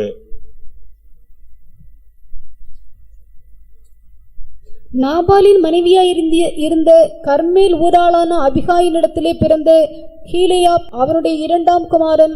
3ஆம் குமாரன் கேசூரின் ராஜாவான தல்மாய் குமாரத்தியாகிய மாக்காள் பெற்ற அப்சலோம் என்பவன். யாருடைய குமாரன்? யாரு? அவங்க அம்மா பேர் என்னது? மாக்காள். மாக்காள் யாரு? கேசூரின் ராஜா, ஒரு அந்நிய ராஜாவினுடைய மகள். தாவீது அவளை கல்யாணம் கட்டினதுனால பிறந்த பாக்கியம் யாருக்கு கிடைச்சது? அப்சலோமுக்கு கிடைச்சது. நாம் எல்லாரும் அந்நியர்கள், காணியாட்சிக்கு புறம்பானவர்கள், யூதர்கள் அல்ல. கிருபையினால நமக்கு இந்த ரட்சிப்பு கிடைத்திருக்கு. ஏதோ ஒரு சான்ஸ் தான். பெரிய தயவுல நமக்கு எது கிடைச்சு போச்சு? இஸ்ரவேலுடைய குருட்டாட்டம் நமக்கு எதா மாறிடுச்சு? ரட்சிப்பாய் மாறிடுச்சுன்னு ரோமர்ல சொல்லியிருக்கு. அவங்க குருட்டாட்டம், அவங்க மேசியாவை விசுவாசிக்கல, நமக்கு சான்ஸ் கிடைச்சிருச்சு. இன்னைக்கு நம்ம வந்துட்டோம். இப்ப நமக்கு கிடைச்ச இந்த பாக்கியத்தை இந்த அப்சலோம் காத்துக்கொண்டானா? அப்சலோம் அப்படின்னா என்ன அர்த்தம்? அப் அப்படின்னாலே பிதா. சலோம், சாலோம்னா என்னது? சமாதானம். அபி அப் அப்படின்னு சொன்னாலே என்னது? ஃபாதர். அப்படின்னா சரியான அர்த்தம் சமாதானத்தின் பிதா. இவனுக்கு சாலமோன் வச்ச பேர் என்னது? சமாதானத்தின் பிதா. தாவீது வச்ச பேர் என்னது? சமாதானத்தின் பிதா. இல்லன்னா பிதா சமாதானம் உள்ளவர் அப்படின்னா இவனுடைய பெயர். ஆனா இந்த பெயருக்கேற்ற வாழ்க்கை அவன் வாழ்ந்ததே இல்லை. எப்ப பார்த்தாலும் யார்ட்டையாவது ஒரு ஆள்கிட்ட வம்ப இழுத்துக்கிட்டே இருப்பான். ஒன்னு இவன் சமாதானத்தை கெடுத்துருவான், இல்ல மற்றவனுடைய சமாதானத்தை கெடுத்துருவான். இவனுக்குள்ள இருந்ததான தோல்விகளை நம்ம பார்க்கலாம். அழகானவன் அந்நியனுக்கு ராஜமேன்மை கிடைத்தது. ஆனா அதை அவன் எப்படி யூஸ் பண்ணா அது அவனுக்கு பாதுகாப்பா இருந்ததா? தன்னுடைய தங்கையாகிய தாமாரை அம்னோன் சீரழித்தபடினால இவனுக்கு ஒரு பகை உள்ளுக்குள்ள இருந்துகிட்டே இருந்துச்சு. 1 மாசம், 2 மாசம், 6 மாசம், 1 வருஷம், 1.5 வருஷம், 2 வருஷம் வெயிட் பண்ணிட்டே இருக்கான். கொண்டுட்டான் இவன் தன்னுடைய தங்கச்சியை, பேரை கெடுத்துட்டானே, வாழ்க்கையை கெடுத்துட்டானே, பேரை கெடுத்துட்டானே, வாழ்க்கையை கெடுத்துட்டானே. இவன் மைண்ட்ல எது ஓடிக்கிட்டே இருக்கு? அந்த பழைய சம்பவம் ஓடிக்கிட்டே இருக்கு. 1 நாள் இல்ல, 2 நாள் இல்ல, எத்தனை வருஷம் ஓடுது மைண்ட்ல? 2 வருஷம் மைண்ட்ல ஓடிக்கிட்டே இருக்கு. அவனால அதை தாங்க முடியல, தூங்க முடியல, சாப்பிட முடியல, ஏற்றுக்கொள்ள முடியல, ஜீரணிக்க முடியல. திரும்ப திரும்ப திரும்ப ரீகால் ஆகிக்கிட்டே இருக்கு. அவனுக்குள்ள டென்ஷன் ஆகிட்டே இருக்கான். ஆனா வெளியே மட்டும் ஒன்னும் காட்டுறதில்ல. அம்னோனை பார்த்தா சிரிப்பான், ஹாய் எப்படி இருக்க, நல்லா இருக்கியா, ஸ்தோத்திரம், போயிட்டு வா, தோளை தட்டிக்குவான், தோல்ல கை போட்டுக்குவான். ஆனாலும் இவனுக்குள்ள ஒரு அக்கினி எரிஞ்சிருச்சு, பிடிச்சு எரிஞ்சுக்கிட்டே இருந்துச்சு. எப்படி இருக்குன்னு பாருங்க. 2 சாமுவேல் 13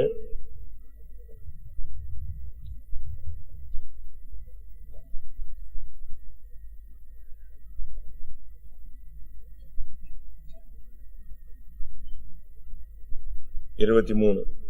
2 வருஷம் சென்ற பின்பு அப்சலோம் எப்ராயிமுக்கு சமீபமான பாலாத் சோரிலே ஆட்களை வைத்து. போதும். எத்தனை வருஷம் கழிச்சு பிரச்சனை நடந்து 2 வருஷம் ஆச்சு. இவன் டைம் தேடிக்கிட்டே இருக்கான். எப்போ எப்போ எப்போ எப்படி இருக்கும்? ஒரே அரண்மனைக்குள்ளதான் இருக்காங்க. சாப்பிடும் போது எல்லாரும் ஒரே இடத்துலதான் சாப்பிடணும். ராஜபுத்திரர்கள்லாம் எங்கதான் சாப்பிடணும்? ஒரே மேஜையில தான் சாப்பிடணும். ஒரே டைம் கரெக்ட் டயத்துக்கு எல்லாரும் உள்ள வரணும்.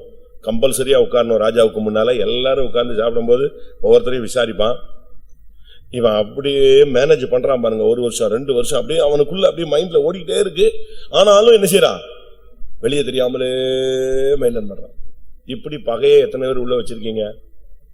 யாரோ ஒரு நாள், எங்கேயோ ஒரு நாள், எப்பொழுதோ ஒரு நாள் உனக்கு நடந்த தீங்கு, உன்னை கேவலப்படுத்திருப்பாங்க, அவமானப்படுத்திருப்பாங்க, இன்சல்ட் பண்ணிருப்பாங்க, இரிட்டேட் பண்ணிருப்பாங்க, உன்னை துக்கப்படுத்திருப்பாங்க, உன்னை மற்றவங்க முன்னால குற்றவாளியா நிப்பாட்டி இருப்பாங்க. பல விதங்களில உனக்கு மற்றவங்களால தீங்கு ஏற்பட்டு இருக்கலாம். ஏற்படாதுன்னா ஒன்னும் சொல்ல முடியாது. அப்படி ஏற்பட்டத மறந்துட்டீங்களா? அது எப்படிங்க மறக்க முடியும்? ஜீவனுள்ள நாளெல்லாம் அது என்னை விட்டு போகுமா? போயிடுச்சா? மறந்துருச்சா? மறக்கலையா?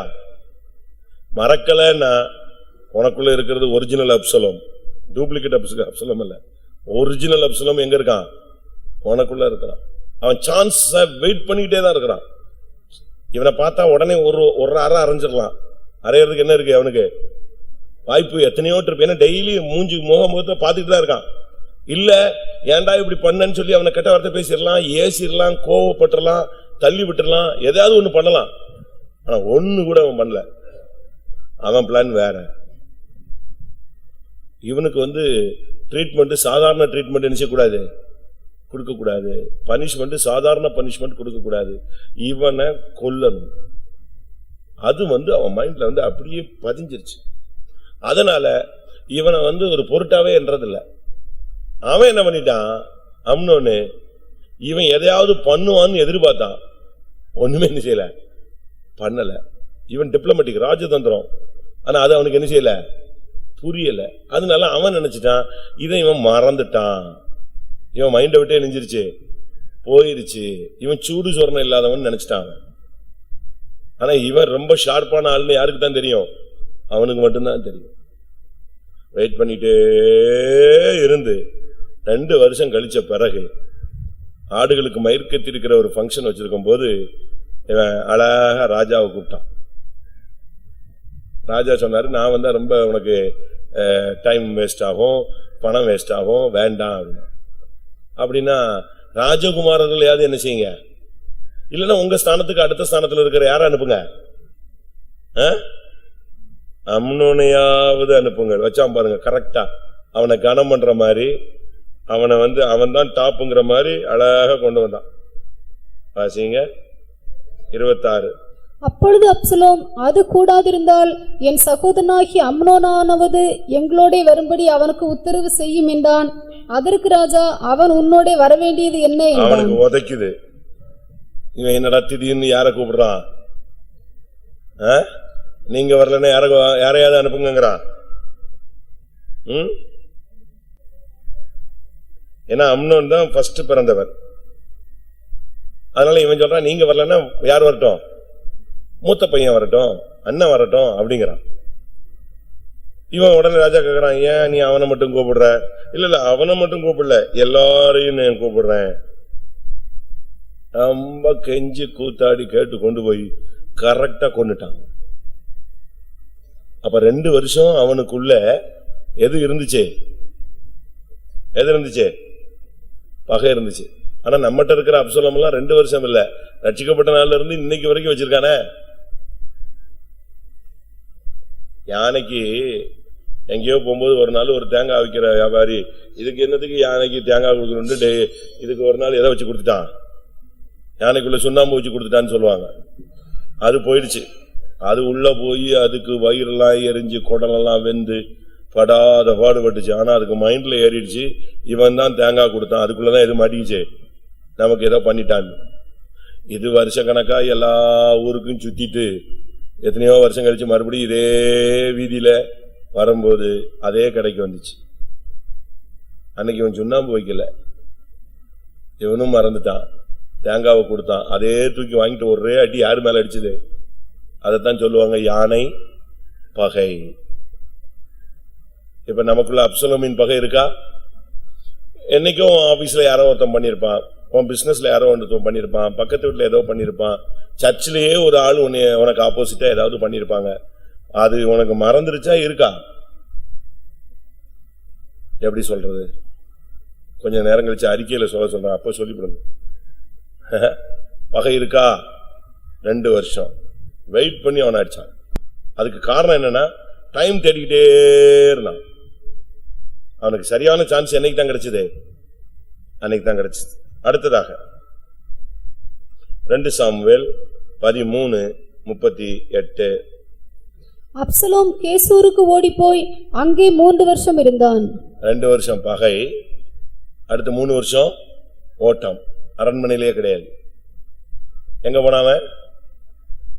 நல்லா கவனிங்க, எங்க போனா? அம்மா வீட்டுக்கு போயிட்டான். வந்துருச்சா? கேசூருக்கு தான் ஓடினான்.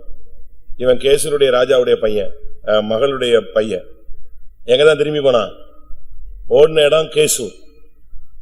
இன்னைக்கு அநேக விசுவாசிகள் 3 வருஷம் இல்ல, எத்தனையோ வருஷம் கேசூர்ல போய் உட்கார்ந்துக்கிறோம். பழைய நிலவரத்துக்கு போயிடுறோம், பழைய ஜென்ம சுபாவத்துக்கு போயிடுறோம், பழைய ஃப்ரெண்ட்ஸோட போயிடுறோம்.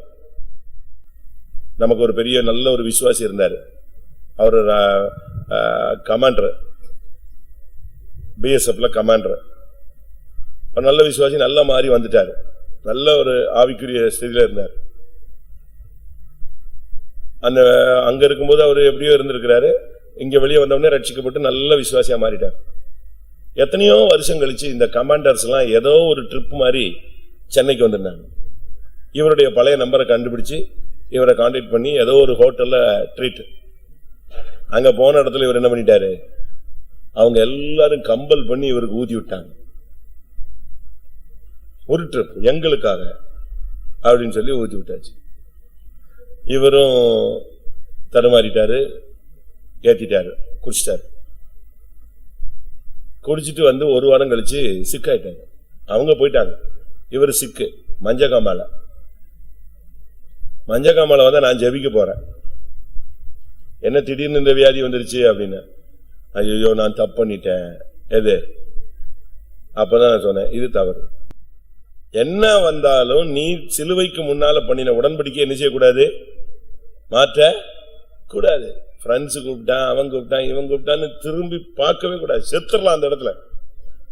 பவுல் சொல்றார், என் மேன்மை பாராட்டுதலை ஒருவன் அவமாக்குவதை பார்க்கிலும் நான் சாகிறது நலமா இருக்கும். அதான் முக்கியம். நமக்கு அங்க போய் நம்முடைய கிருபையெல்லாம் நஷ்டப்படுத்திட்டு வர்றதுக்கு நம்ம இந்த மார்க்கத்துல வந்தோம். 2 வருஷம் நீ பகையில வளர்ந்த, இப்ப 3 வருஷம் எங்க ஓடிட்ட? கேசூருக்கு ஓடி போயிட்ட. ஜென்மஸ்பாவம், பழைய இடம், விட்டு வந்த ஃப்ரெண்ட்ஸ், உடனே உன்னை ரிவர்ஸ் இழுத்துட்டு போயிருது பாரு அந்த ஆவி. 1 நிமிஷம் விட்டீங்கன்னா போதும். நான் ஒரு பையனை கொண்டு வந்தேன், அருமையான பையன், ரொம்ப மோசமான ஆள். மோசம்னா சுத்தமா. அவனை ஒரு சான்ஸ் கிடைச்சி எனக்கு கிடைச்சான். நான் அவனை அப்படியே ஃபுல்லா ட்ரிப் பண்ணிட்டேன், ஆண்டவருடைய கிருபையில மாத்திட்டார். திரும்ப இவன் நல்லா ஆயிட்டான்னு அனுப்பினேன் பாருங்க. அங்க போனா முன்னிலுமே காட்டிலும் பின்னிலுமே நெஞ்சிருச்சு. இவன் அங்க போய் கொஞ்ச நாள் நான் இயேசு அறிஞ்சுக்கிட்டேன், எல்லாரும் வாங்க எல்லாரும் வாங்க எல்லாரும் வாங்கன்னு சொல்லி அந்த பழைய தாதா குரூப் அவ்வளோத்தையும் அப்படியே ட்ரிப் பண்ணிக்கிட்டே இருந்தான். ஒரு டைம் வரும்போது அவனுங்க எல்லாரும் சேர்ந்து இவனை நெஞ்சுக்கிட்டான், திருப்பி விட்டான். திருப்பி விட்டா சுத்தமா போயிட்டான். ஒரு உச்ச கட்டத்தில் நிக்கிறான். அவங்க அம்மா எனக்கு போன் பண்றாங்க, ஐயா என் பிள்ளைய காணும். நான் இவனுக்கு போன் போட்டேன், பாஸ்டர் கையெல்லாம் மிஞ்சி போயிடுச்சு பாஸ்டர், என்னைய மன்னிச்சிருங்க, இன்னைக்கு என்னைய கொன்றுவாங்க, இன்னையோட என் ஓட்டம் முடியுது, நான் துரோகம் பண்ணிட்டேன், இன்னும் சில நிமிடங்கள்ல என்னைய சுத்திடுவாங்க, கொன்றுவாங்க. அவங்க அம்மாவுக்கு சொன்ன, அவங்க அம்மா ஓடுது தேடுது, முடிஞ்சிருச்சு பாஸ்டர், முடிஞ்சிருச்சு, நான் ஆண்டவர் விட்டு விலகினதுக்கு எனக்கு பனிஷ்மெண்ட் முடிஞ்சிருச்சு, டைம் முடிஞ்சிருச்சு, இன்னும் மிஞ்சி போனா ஒரு 20-25 நிமிஷத்துல என்ன எரிஞ்சிருவாங்க, எங்களை ரவுண்ட் கட்டி வெட்டிடுவாங்க, முடிஞ்சிருச்சு, நான் வசனம் இல்லாம சிக்கிட்டேன், எனக்கு போக்கு தெரியல அப்படிங்கிறான். அப்பமும் ஜெபிச்சேன் நைட் 2 மணிக்கு. ஆண்டவர் அவனை அங்கிருந்து தூக்கி கொண்டு வந்துட்டார். எதுக்கு இதை சொல்றான்னா, நீ திருப்பி போனீன்னா உன்னுடைய முன்னிலைமை காட்டிலும் பின்னிலைமை ரொம்ப கவனமா இருக்கும். இங்க நடந்தது அதுதான். இவன் நேர போயிட்டான், பின்னால போயிட்டான். 3 வருஷம் கேசூரியில இருந்தான். இப்ப திரும்பி வர்றான். திரும்ப வந்ததுக்கு தாவீது சொன்னான், சரி வரட்டும் விடு. வந்தா இங்க வந்த பிறகும் அவனுக்கு சரியான ஒரு அன்பு ஐக்கியம் வரல. வாசிங்க 2 சாமுவேல் 14:23-24. பின்பு யோவாப் எழுந்து கேசூருக்கு போய் அப்சலோமை எருசலேமுக்கு அழைத்து கொண்டு வந்தான். ராஜா, அவன் என் முகத்தை பார்க்க வேண்டியதில்லை, தன் வீட்டுக்கு திரும்பி போகட்டும் என்றான்.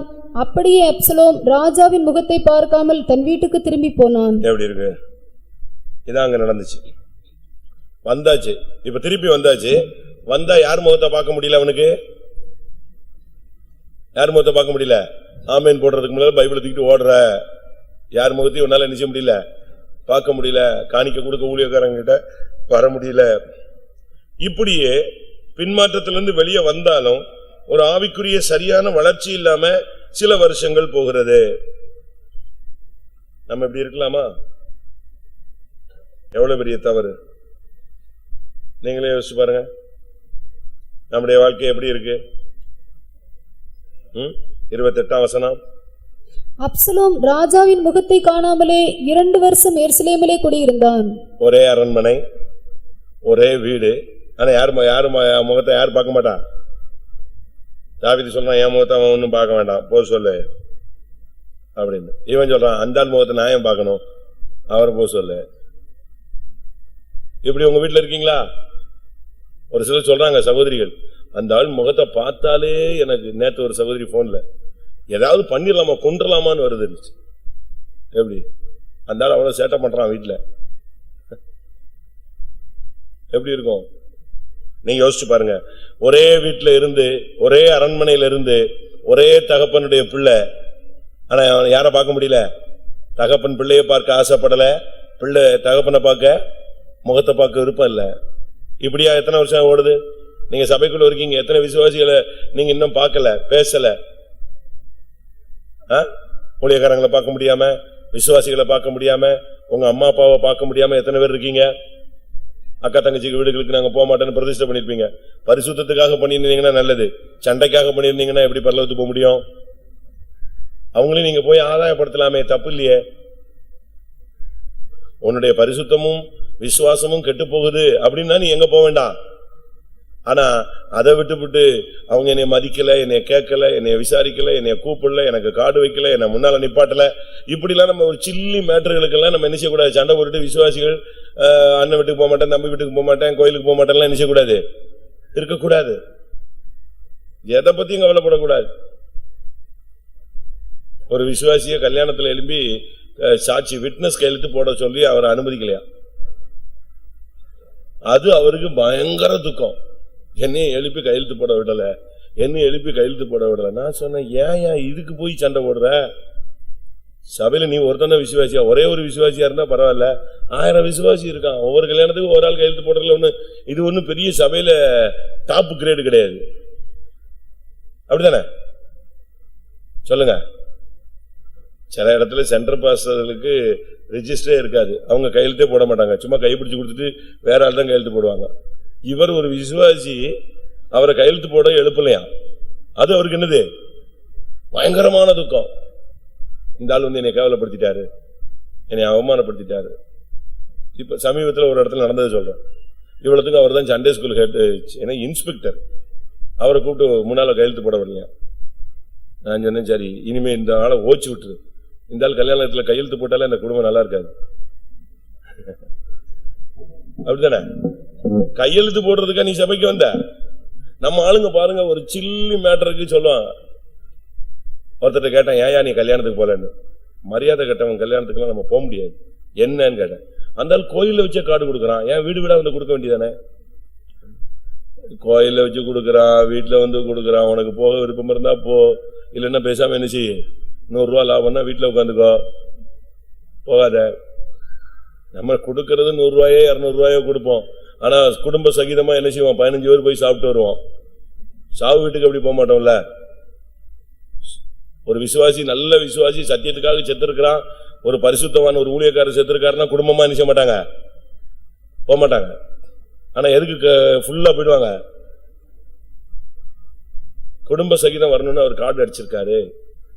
அந்த கார்டை வந்து இவர்கிட்ட வந்து எங்க வச்சு கொடுக்கலையா, வீட்டுக்கு போய் மரியாதையா கொடுக்கலையா, சர்ச்சில் வச்சு கொடுத்தாரு.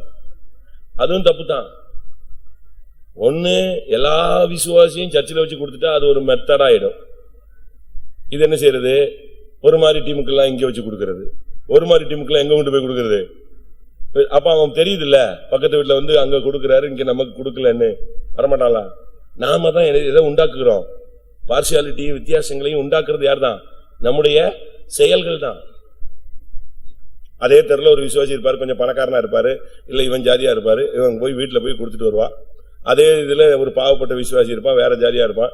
இவர் வந்து அவருக்கு எங்க வச்சு கொடுப்பாரு, எனக்கு உங்க வீட்டுக்கு வரவே முடியல மன்னிச்சுக்கோங்க, எங்க வச்சு கொடுத்துருவாரு, கோயில வச்சு கொடுத்துருவாரு. அவன் தான் அங்க பாத்துக்கிட்டு இருக்கானே, எங்க நீ போறன்னு ஒரு சுத்திட்டே இருக்கு கண்கள். நாங்க இங்கதான் இருக்கிறோம், நான் மதுரை சர்ச்சில் தான் இருக்கிறேன்.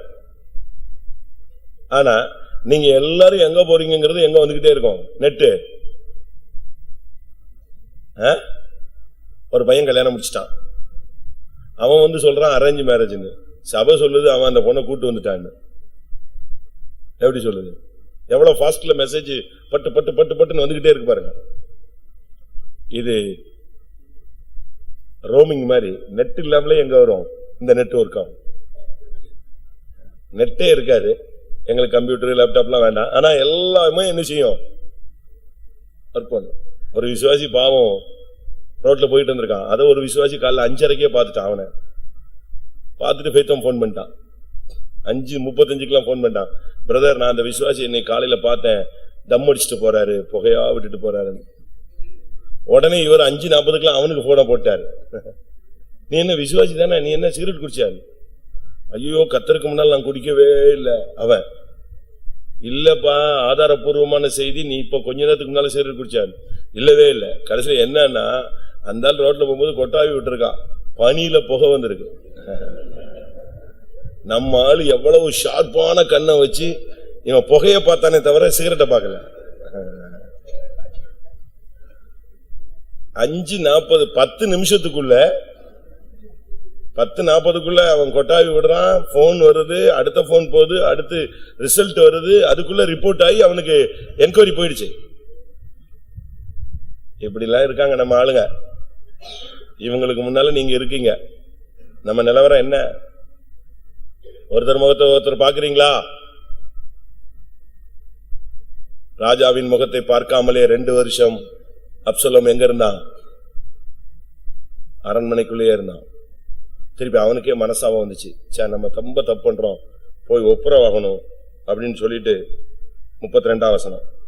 அப்சலோம் யோவாபை பார்த்து, இதோ நான் ஏன் கேசூரிலிருந்து வந்தேன், நான் அங்கே இருந்து விட்டால் நலம் என்று ராஜாவுக்கு சொல்லும்படி உம்மை ராஜாவினிடத்தில் அனுப்புவதற்காக உம்மை இங்கே வரும்படி அழைப்பித்தேன். இப்போதும் நான் ராஜாவின் முகத்தை பார்க்கட்டும், என் மேல் குற்றம் இருந்தால் அவர் என்னை கொன்று போடட்டும் என்றான். எப்படி இப்பதான் உண்மையான மனஸ்தாபத்துக்கு வர்றான். இப்ப போய் சொல்றான், நான் தப்பு பண்ணது உண்மைதான், நான் தப்புன்னு சொன்னா என்னைய ராஜா என்ன செய்யட்டும், கொல்லட்டும். ஆனா நான் ராஜாவின் முகத்தை என்ன செஞ்சாங்க, நான் கட்டாயம் பார்க்கணும். என்னால இனிமே அப்படி பார்க்காம இருக்க முடியாது. 2 வருஷமா நான் இந்த அன்பு ஐக்கியத்தை இல்லாம என்னால இருக்க முடியாது. அடுத்த வசனம். யோவாப் ராஜாவினிடத்தில் போய் அதை அவனுக்கு அறிவித்த போது அப்சலோமை அழைப்பித்தான். அவன் ராஜாவினிடத்தில் வந்து ராஜாவுக்கு முன்பாக தரையிலே முகங்குப்புற விழுந்து வணங்கினான். அப்பொழுது ராஜா அப்சலோமை முத்தமிட்டான். இதுதான் உண்மையான அன்பு ஐக்கியம். சபைக்குள்ள இருந்துட்டு நம்ம தாய் தகப்பனை விட்டாச்சு, உலகத்துல ஜாதி ஜனங்களை விட்டாச்சு. நம்முடைய சாவுக்கெல்லாம் பாத்தீங்கன்னா நம்முடைய விசுவாசிகள் சாவுக்கெல்லாம் பாத்தீங்கன்னா, ஊழியக்காரங்க சாவுக்கெல்லாம் பார்த்தா நம்முடைய குடும்பக்காரங்களை விட யார் தான் அதிகமா வரா? யார் தான் வரா? விசுவாசிகள் தான் வராங்க. ஊழியக்காரங்க செத்து போனா அவங்க குடும்பத்துல ஒரு 10 பேர் இருப்பாங்க, மிச்சம் வர்ற 20,000 பேர் யாரு? தேவனுடைய ஜனங்கள் தான். நம்ம இங்க ஒரு நல்ல ஒரு அன்பு ஐக்கியத்தை வச்சுக்கணும். இங்கேயும் மூஞ்சி தூக்கிட்டு இவனை பார்க்க மாட்டேன், அவனை பார்க்க மாட்டேன், வரவே மாட்டேன், அதெல்லாம் இந்த சின்ன பிள்ளைத்தனமெல்லாம் விளையாடக்கூடாது. தேவனுடைய சபையில நீ போய் ஒப்புரவாகு. என் மேல தப்பு இருந்தா மன்னிச்சுக்கோங்க, நீங்க ஏதாவது பனிஷ்மெண்ட் கொடுங்க, நான் ஏத்துக்கிறேன், நான் ஒத்துக்கொள்றேன். நம்ம சபையில ஒரு சின்ன பனிஷ்மெண்ட் கொடுத்தா நம்ம உடனே என்ன செய்யறோம்? கோவிச்சுக்கிறோம். நீங்க பாருங்க, பொற்கோவில்ல ஒரு ஆபரேஷன் ப்ளூ ஸ்டார்னு ஒண்ணு பண்ணி பயங்கரமா கொன்னு அந்த தீவிரவாதிகள்லாம் வெளியே எடுத்து அந்த பொற்கோவில மிலிட்டரி கண்ட்ரோல் எடுத்தது. அதை சீக்கியர்கள் என்ன செய்யல, இதுவரைக்கும் ஏத்துக்க மாட்டேன்டா. அப்போ இந்த பூட்டா சிங்னு ஒரு ஆள் இருந்தான், இப்ப கூட இருக்காரு, இப்ப செத்துட்டானா இருக்காரு தெரியல. அவங்க காங்கிரஸ்ல மினிஸ்டர். அவர் சீக்கிய கோயிலுக்கு போனாராம், உள்ள விட மாட்டேன், நீ அந்த கவர்மெண்ட்ல இருந்தாலே உன்னை என்ன செய்ய மாட்டேன், உள்ள விட மாட்டேன். அப்படி உள்ள விடணும்னா உனக்கு ஒரு பனிஷ்மெண்ட். சரி, என்ன பனிஷ்மெண்ட்? வெளியே கிடக்கிற ஷூ அவ்வளவு பேருடைய செருப்பையும் தொடச்சிட்டா உனக்கு பொற்கோயில்ல உள்ள என்ன செய்யலாம், நீ மன்னிப்பு கேட்டேன்னு அடையாளம், மன்னிச்சிட்டோன்னு அடையாளம். அவன் போய் சென்ட்ரல் மினிஸ்டர் எங்க போய் உட்கார்ந்தான், அவனுக்கு அந்த சீக்கிய மதப்படி கோயிலுக்குள்ள போகணும். அதுக்காக மணிக்கணக்கா உட்கார்ந்து அங்க கலத்தி போட்ட 3000-4000 செருப்பையும் உட்கார்ந்து தொடச்சான். பாத்தீங்களா? பேப்பர்ல எல்லாம் பாத்தீங்களா? உட்கார்ந்து தொடச்சிட்டு மன்னிப்பு கேட்டு அந்த குருட்ட மன்னிப்பு கேட்டுட்டு திருப்பி எங்க போனான்? உள்ள போனான். இதுதான் அவங்க வச்சிருக்கிற ட்ரீட்மெண்ட். நம்ம சபையில எப்படி சொன்னா என்ன ஆகும்? சாட்சி சுருக்கமாய் சொல்லவும், அவ்வளவுதான், ஒரு ஆயிடும். என்ன சாட்சி நான் சொல்லும் போதுதான் இந்த ஆளுக்கு டைம் ஆயிடுச்சா, 30 பேர் சொல்லியிருக்கான், அதெல்லாம் என்ன செய்ய மாட்டேங்கிறாங்க, கேட்க மாட்டேங்கிறாங்க. இது உடனே நம்ம ஆளுங்களுக்கு விகற்பமான ஒரு தாட்டு தான் என்ன செய்யுது, நீதிமான் என்னை கூட்டட்டும், அது என் தலைக்கே. அப்படியா? இந்த வசனம் யாருமே சொல்றது இல்ல, பைபிள்ல மட்டும்தான் இருக்கு. நீதிமான் என்னை தயவாய் கூட்டட்டும், கடிந்து கொள்ளட்டும், அது எப்படி இருக்கும்? அது என் தலைக்கு என்னைய போல இருக்கும், நான் ஏத்துக்கிறேன். பேசணும், நம்மளை கண்டிக்கணும். சிட்சிக்கிறது இருந்தாலே நமக்கு உருப்படி ஆயிட்டோம்னு அர்த்தம். சிட்சிப்பு இல்லைன்னா தான் என்னது, நம் வேசியின் பிள்ளைகள். அப்சலோம் பாருங்க, ஒரு அருமையானவன், அழகானவன், ஒரு அந்நியன், அவனுக்கு இவ்வளவு வாய்ப்பு கிடைத்தது. ஆனா தங்கச்சிக்கு விரோதமா ஒருத்தன் எழுமுனத பகையாக வச்சு அவன் 2 வருஷம் காத்திருந்து அவனை கொன்னுட்டு 3 வருஷம் பின்மாற்றத்துல போயிட்டு திருப்பி அரண்மனையில இருந்தும் திருப்பி அந்த வைராக்கியம் போகாம தகப்பன் முகத்தை பார்க்காமலே, தகப்பன் முகத்தை ஏன் பார்க்க விரும்பல தெரியுமாம? இவ்வளவு பெரிய தப்பு செஞ்ச அம்னோனே தகப்பன் என்ன செய்யல, விசாரிக்கல.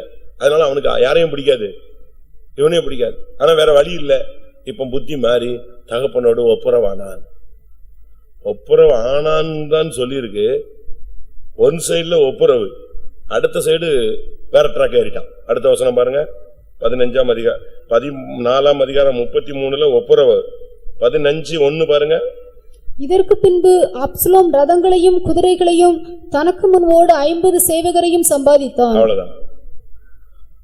இந்த மனம் திரும்புதெல்லாம் இவனுக்கு சும்மா பார்ட் டைம். ஒப்புரவான அடுத்த செகண்ட் எங்க வந்துட்டான்? அவ்வளவுதான். ராஜாவுக்கு ஆப்போசிட்டா 50 பேர்.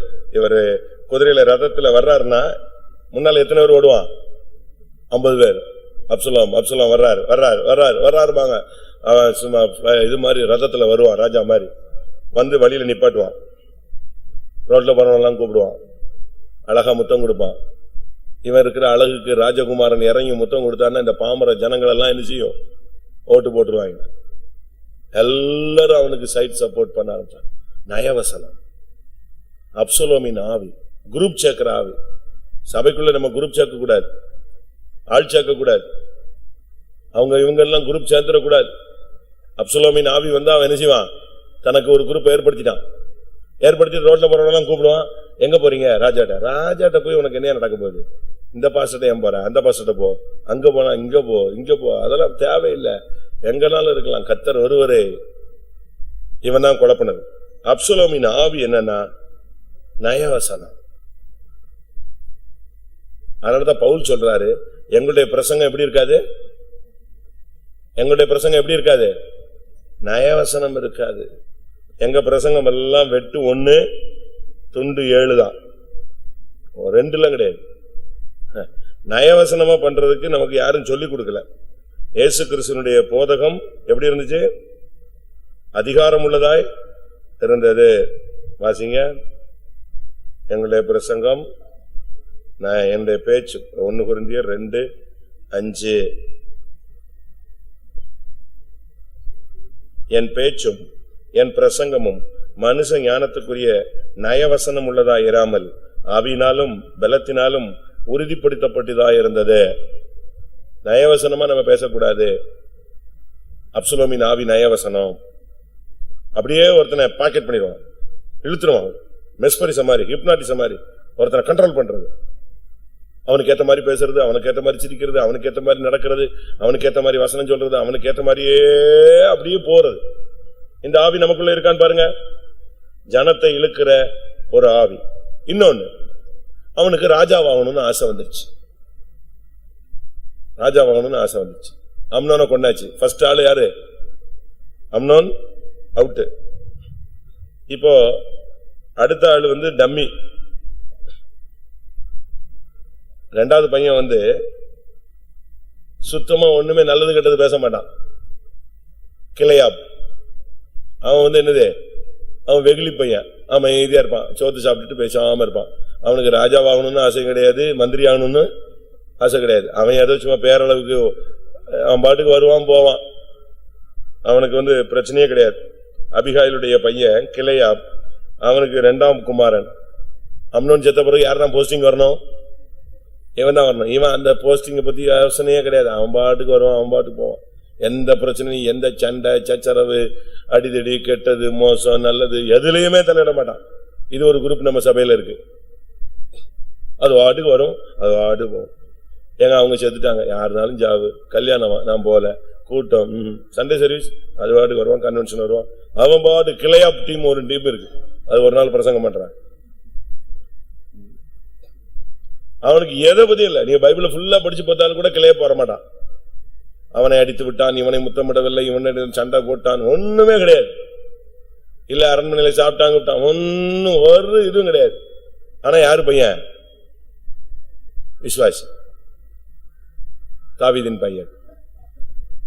இதனால இவனுக்கு அம்னோனை கொண்டதுனால இவனுக்கு ஒரு ஆசை வந்துருச்சு. அடுத்த போஸ்டிங் யாருக்கு தான்? ராஜா ஆசை. நமக்கு ஆசைகள் எல்லாத்தையுமே சிலுவையில் அறையணும். ஒருத்தனை தள்ளிட்டு வரணும்னு நம்ம என்ன செய்யக்கூடாது? சிந்திக்கவே கூடாது. அதுதான் அவனுடைய ஜீவியத்துல தோல்வியினுடைய ஆரம்பம். அதனால யோவாப்ட ஐடியா போட்டான்.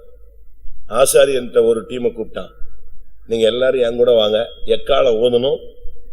யார் ராஜாவாயிட்டான்னு சொல்லிடணும்? அப்சலோம் ராஜாவாயிட்டான். இந்த ஆள் சாகுற மாதிரியே தெரியல. யாரு?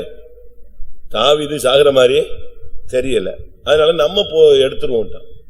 ஒரே நாள் எக்காலம் ஓதுனா அப்சலோம் ராஜாவாயிட்டாரு, அரண்மனைக்கு வந்துட்டான். தாவீது ஒரே ஓட்ட, செருப்பு கூட போடல. பைபிள் அப்படி சொல்லுது. தாவீது வெறுங்காலால் ஒலிவு மலையில ஏறி ஓடி போய்விட்டான். சொந்த தகப்பனுக்கு விரோதமா நீ எழும்பலாமா? தகப்பனுக்கு விரோதமா எழும்பலாமா? உன்னுடைய சொந்த சத்தியத்துக்கு விரோதமா நீ எழும்பலாமா? உன்னுடைய விசுவாச ஜீவியத்துக்கு விரோதமா நீயே எழும்பலாமா? நீ பண்ணின சுவிசேஷத்துக்கு விரோதமா நீயே எழும்பலாமா? யோசிச்சு பாருங்க. அடுத்து அவன் பாவங்கள் கூட ஆரம்பித்தது. அங்க அசிங்கமா நடந்துகிட்டான். உப்பருகில ரொம்ப தாறுமாறா நடந்துகிட்டான். கர்த்தர் பார்த்தார்.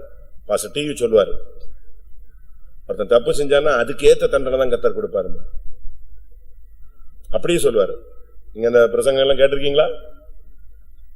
பாஸ்டர் டிவி அவர்களுடைய நியாய தீர்ப்புகள் பிரசங்கத்தை கேட்டீங்கன்னா அப்படியே இருக்கும். யாக்கோபு அப்பாவை ஏமாத்தினா, அவனை யார் ஏமாத்தினா சொல்லுங்க? யாக்கோபு தன்னுடைய அப்பாவை ஏமாத்தினாரு. யாக்கோபை யார் ஏமாத்தினா? மாமனார் ஏமாத்தினார். அழகா ராகேல கொடுக்கறேன்னு யாரை கொடுத்துட்டாரு? லேயால கொடுத்தாரு. இவன் ஊருக்கெல்லாம் வெளிச்சம் போட்டு ஊரு சுத்திட்டு இருந்து அப்படியே பரலோக தரிசனம் அது இதுமா எந்த குட்டியை எப்படி போட வைக்கணும்னு தெரியும். ஆனா இங்க லேயாலா ராகேலான்னு நினைச்சே தெரியல, குருடனுக்கு கண்டுபிடிக்க தெரியல, விட்டான். கர்த்தர் தான் ஏமாத்த விட்டார். அதே போல அப்சலோம் தாவீதினுடைய 10 மறுமனையாட்டிகளோடு தவறு செய்தான் பைபிள் சொல்லு. அதுக்கு பாஸ்டர் டிவி சொல்றது, அவன் கர்வாலி மரத்துல தொங்கும் போது 10 பேர் வச்சு அடிக்க வச்சார் ஆண்டவர். நெஞ்சில தான் அடி விழுந்துச்சு. ஜட்ஜ்மெண்ட் எப்படி வருது பாருங்க. நீ எதை விதைக்கிறையோ அது என்ன செய்யப்படும், அப்படிதான் இருப்ப. இப்போ சின்ன வாலிப பையங்கள்லாம் இருப்பாங்க, இவங்க சில பொண்ணுங்கள்ட்ட பேசுவாங்க, சிரிப்பாங்க, விளையாடுவாங்க, வம்பு பண்ணுவான், சபையவே குழப்பம். சரி, அந்த வாலிப வயசுல இப்படிலாம் தவறு நடந்துச்சு, ஓகே, அது பொறுத்து திருந்திடுவாரு, நல்லா ஆயிடுவாரு, இவரே வருவாரு. 20 வருஷம் கழிச்சு இவன் பொண்ணு ஸ்டார்ட் ஆகும் இதே கதையை. அப்ப இவர் எப்படி செய்யக்கூடாது, எப்படி செய்யக்கூடாது, போய் நம்ம குடும்பம் எப்படி, கோத்திரம் எப்படி. நீ எப்படிப்பா இருந்த கோத்திரம் குடும்பத்துல? நான் இதை கேட்டேன் ஒரு பிள்ளைகிட்ட, நீ இப்படி பண்றிய, உன் பொண்ணு இன்னொரு 20 வருஷம் கழிச்சு பண்ணா எப்படி இருக்கணும்? அது நான் ஏதோ புத்தி இல்லாம செஞ்சுட்டேன், அதுக்காக அவளுக்கு நீங்க எப்படி சொல்லலாம்? அந்த பிள்ளைக்கு ஒரு குழந்தை பிறந்துருச்சு, பொம்பளை பிள்ளை. நான் சொன்னேன், நீ பண்ண சேட்டையில உங்க அம்மா அப்பா என்ன பாடுபட்டாங்க, அது நான் அறிவில்லாம செஞ்சுட்டேன், நீங்க கொண்டு போய் இனிமே என் பிள்ளை இப்படி வரும்னு கேக்குறீங்க. வரத்தானே செய்யும், வராதா? தப்ப சொல்றேனோ? நீ எதை விதைக்கிறாயோ அதுதான் என்ன செய்யப்படும், அறுக்க வரணும். நீ கோதுமையை விதைச்சிட்டு நெல்லையா போய் அறுப்ப? கோதுமை தான் என்ன செய்யணும், அறுக்கணும். ரொம்ப கவனமா இருக்கணும். இங்க அதான் நடந்துச்சு. இவன் போய் தாவீதின் மறுமனையாட்டிகள் எல்லாம் பிடிச்சி அசிங்கப்படுத்தி கேவலப்படுத்தி, அதாவது தனக்கு சக்தி இருக்குன்னு காட்டினா. அதுக்கு பாஸ்டர் டிவி சொல்லுவாரு, 10 பேர் சுத்தி நின்று அடிச்சாங்க. யார? தாவீது எவ்வளவோ கெஞ்சினான், விட்டுருங்க அவனை மெதுவாக நடத்துங்கள், அப்படித்தானே சொல்றான். தாவீது கேட்கிறான், அப்சலோமை என்ன செய்யுங்க, மெதுவா நடத்துங்கள். 2 சாமுவேல் 18:14-15. ஆதலால் யோவாப், நான் இப்படி உன்னோடே பேசி தாமதிக்க மாட்டேன் என்று சொல்லி தன் கையிலே 3 வல்லையங்களை எடுத்துக்கொண்டு அப்சலோம் இன்னும் கர்வாலி மரத்தின் நடுவிலே உயிரோடே தொங்குகையில் அவைகளை அவன் நெஞ்சிலே குத்தினான். அப்பொழுது யோவாபின் ஆயுததாரிகளாகிய 10 சேவகர் அப்சலோமை சூழ்ந்து அவனை அடித்து கொன்று போட்டார்கள். 10 பேர்ட்ட தவறு செஞ்சதுக்கு எத்தனை பேர் நின்று அடிச்சான்? அடி சும்மா நாய் அடிச்ச மாதிரி அடிச்சாங்க. அதுவும் ஆயுததாரின்னு சொன்னா, யோவாபுடைய ஆயுததாரிங்கிறது கமாண்டோஸ். யோவாப் மிலிட்டரி கேப்டன். அவனுடைய மெய்காப்பாளர்கள் 10 ஆயுததாரிகள் சுத்தி நின்று அடிச்சான். யார? மிருகத்தை அடிச்ச மாதிரி அடிச்சாங்க. ஏன்னா அன்னைக்கு யுத்தத்துல சோறு தண்ணி இல்லாம சுத்திட்டு இருக்கிறது யாரு காரணம்? இவன் தான் காரணம். எப்படி ஒரு கொடூரமான ஒரு முடிவு பாருங்க. அழகு அழகுன்னு சொல்லிட்டு அந்த ஹேர் ஸ்டைல் எப்படியே பண்ணிக்கிட்டே அலைஞ்சு கடைசியில அந்த முடி போய் எங்க தொங்கிடுச்சு? கழுத போன வேகத்துல சின்ன பின்னமான இல்ல சன்னல் பின்னலான ஒரு முள்ளு செடிக்குள்ள போய் தலை நெஞ்சுக்கிச்சு, மாட்டிக்கிச்சு. அவனால முடிய எடுக்க முடியல, தலையை எடுக்க முடியல, தொங்குறான், அலை மோதுறான். அவன் கைய வச்சு அவனால என்ன செய்ய முடியல, எடுக்க முடியல, முடி சிக்கிடுச்சு. ராசிங்க, அப்சலோம் தாவீதின் சேவகருக்கு எதிர்பட்டான். அப்சலோம் கோவேறு கழுதையின் மேல் ஏறி வரும்போது அந்த கோவேறு கழுதை சன்னல் பின்னலான ஒரு பெரிய கர்வாலி மரத்தின் கீழ் வந்ததினால் அவனுடைய தலை கர்வாலி மரத்தில் மாட்டிக்கொண்டு அவன் வானத்துக்கும் பூமிக்கும் நடுவே தொங்கினான். அவன் ஏறியிருந்த கோவேறு கழுதை அப்பாலே போயிற்று. அவனால எடுக்க முடியல. அவன் தலைய அவன் முடியில இருந்து அந்த முள்ளுக்குள்ள இருந்துட்டு எடுக்க முடியாம தொங்கி அங்கேயே செத்தான். உன்னுடைய அழகு உன்னோடு கூட நாசமாகும். அதனாலதான் நம்முடைய மார்க்கத்துல அழகு தேவையில்லைன்னு சொல்லுகிறோம். இவனுக்கு ராஜாவாகணும்னு ஆசை, பயங்கரமான காரியம் செய்யணும்னு ஆசை. ஆனா இவனுக்கு ஆசை இருந்துச்சே தவிர, சரி இவன் ராஜாவாயிட்டான், இவனுக்கு அடுத்து யாராவா? இவனுக்கு அடுத்து யாராவா சொல்லுங்க? இவன் ராஜா ஆயிட்டான், அப்பாவை துரத்தி விட்டாச்சு. இப்ப இவன் காலத்துக்கு பிறகு இவன் யார் ராஜா வாங்கணும்? சொல்லுங்க, யாராகணும்? யாராகணும்? அப்சலோமுடைய பிள்ளை. அப்சலோம் தான் பிள்ளையே கிடையாது. எதுக்கு இந்த ஆசை? இப்ப பாருங்க, மோடி பிரதமர், அவருக்கு இன்னைக்கு கோடிக்கணக்கு, இந்தியா முழுசு அவர் கையில இருக்கு. ஆனா அனுபவிக்க யாரு கிடையாது? யாரு கிடையாது? பிள்ளை கிடையாது. தமிழ்நாடை எடுத்துக்கொள்ளுங்கள், 100 கோடி அபராதம், 1000 கோடி கையில இருக்கு, 70,000 கோடி ஒளிச்சு வச்சிருக்காங்க. யாரு கிடையாது? யாரு கிடையாது? புள்ள கிடையாது. பிரசங்கில சொல்லி இருக்குது, அவனுக்கு ஒண்ணுமே இல்லை. ஆனா இவன் சம்பாதிக்கிற சம்பாத்தியத்தை பார்த்தா ஐயோ. பைபிள் சொல்லுது, வாசிங்க.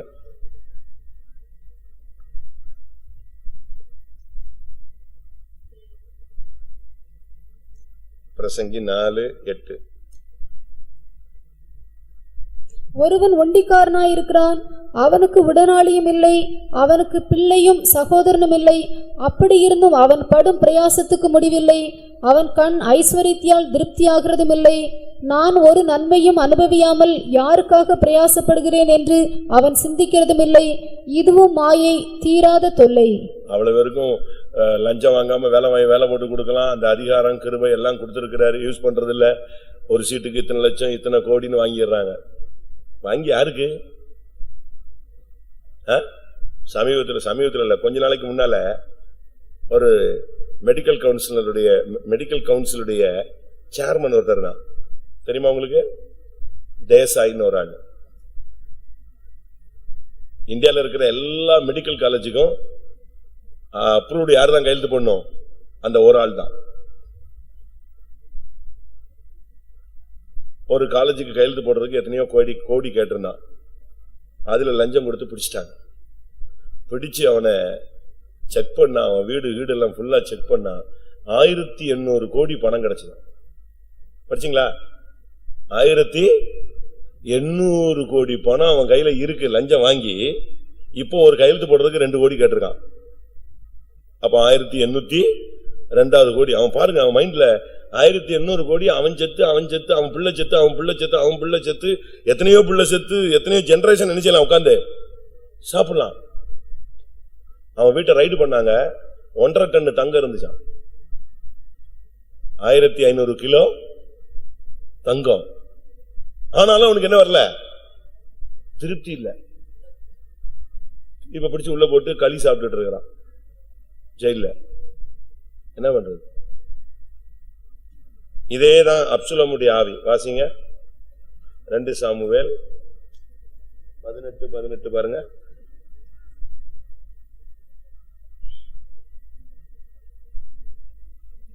சாமுவேல் 18. அப்சலோம் உயிரோடு இருக்கையில் என் பேரை நினைக்க பண்ணும்படியாக எனக்கு குமாரன் இல்லை என்று சொல்லி ராஜாவின் பள்ளத்தாக்கிலே தனக்கென்று ஒரு தூணை நிறுத்தி அந்த தூணுக்கு தன் பேரை தரித்திருந்தான். அது இந்நாள் வரைக்கும் அப்சலோமின் அடையாளம் என்று சொல்லப்படும். அவனுக்கு என்ன கிடையாது? யார் கிடையாது? நீ உன்னுடைய மனசுல பழைய பகையை வைத்துக் கொண்டால், பின்மாற்றத்துக்குள் போனால், ஒருவனுடைய முகத்தை ஒருத்தனை பார்க்க முடியாத அளவு உனக்குள்ள கசப்பு வைராக்கியமும் இருந்தால், உனக்கு குமாரன் கிடைக்காது, ஜெயஜீவியம் கிடைக்காது. சிங்காசனத்துக்கு போகிற பிள்ளை என்ன செய்யாது? உனக்குள்ள உருவாகாது. அந்த ஸ்திரீ பிரசவ வேதனைப்பட்டு அலறினால் அந்த ஆண் பிள்ளை எங்க எடுத்துக்கொள்ளப்பட்டது? அது சிங்காசனத்துக்கு போயிச்சாது. குமாரன் இல்லை என்பது ஜெயஜீவியம் இல்லை என்ற அர்த்தம். கசப்பு வைராக்கியத்தை வச்சுக்கிட்டு நம்ம பரிசுத்த ராஜ்யத்துக்கெல்லாம் பரலோகத்துக்கெல்லாம் போக முடியாது, நிச்சயமா போக முடியாது. யார் மேலேயாவது ஒரு கோபத்தை வச்சுக்கிறது, எவனையாவது ஒருத்தனை பகைச்சிடுறது, ஆண்டோடைய சமூகத்துல ஒருத்தன் பார்க்காத முகத்தை இப்படி தூக்கிட்டு அப்படி தூக்கிட்டு வெட்டிக்கிட்டு போய் நீ எங்க வெட்டிக்கிட்டு போனாலும் அங்க வெட்ட முடியாது, மேல போக முடியாது. உனக்கு குமாரன் இல்லை, ஜெயஜீவியம் உனக்கு கிடைக்காது, தோற்று போவாய். தனக்கு ஒரு அடையாளத்தை தூக்கி வச்சுட்டு உட்கார்ந்துருந்தான், என்ன பிரயோஜனம்? தனக்கு சிலையை வச்சுக்கிட்டு சொல்லுங்க. தனக்கு சிலை வச்ச தலைவர்கள்லாம் நீங்க உயிரோடு இருக்கும் போதே தனக்கு சிலையை வச்ச தலைவர்கள்லாம் இருக்காங்க. இப்ப எல்லாம் அவங்க எல்லாம் ஆட்சியில இல்ல. இவனும் அப்படித்தான், உயிரோடு இருக்கும் போதே அப்சலோமின் அடையாளம் அப்படின்னு ஒரு அடையாளம் வச்சான். உயிரோடு இருக்கும்போதே அப்சலோமின் அடையாளம்லாம் வச்சாச்சு. என்ன பிரயோஜனம்? உன்னுடைய வாழ்க்கையில ஜெயஜீவன் இல்லைன்னா என்ன பிரயோஜனம்? ஜெயம் கொள்ளுகிறவன் எவனோ அவனை என்னுடைய சிங்காசனத்தில் என்னோடு உட்காரும்படி அவனுக்கு அருள் செய்யப்படும். எல்லாரும் கண்களை மூடலாம்.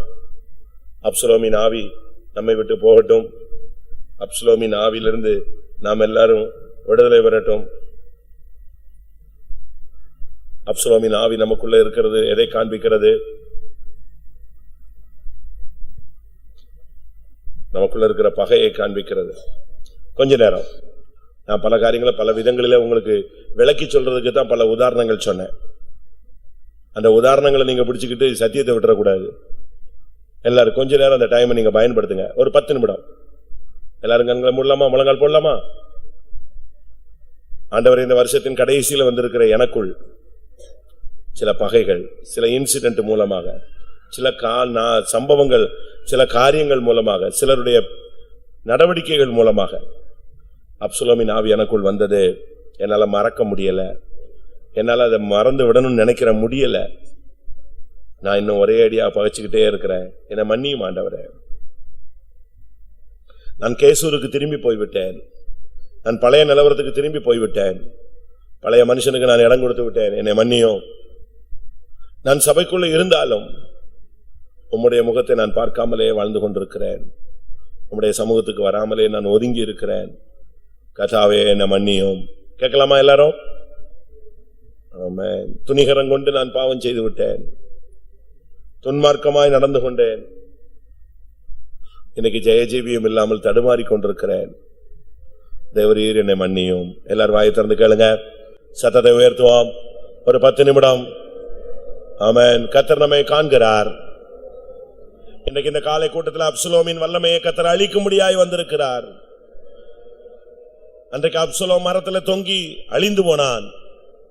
அதுபோல இன்றைக்கு நமக்குள்ள இருக்கிற அப்சலோம் அழிந்து போகட்டும். விடுதலையோடு திரும்பி செல்வோம்.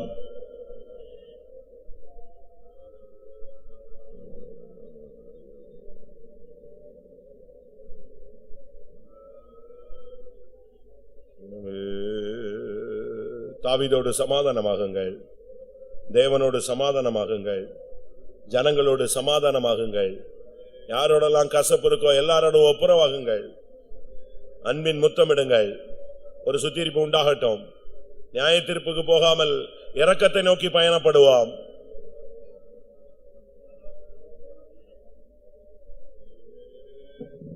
Praise the Lord, praise the Lord, praise the Lord, praise the Lord, praise the Lord, praise the Lord, praise the Lord. Hallelujah, hallelujah, hallelujah.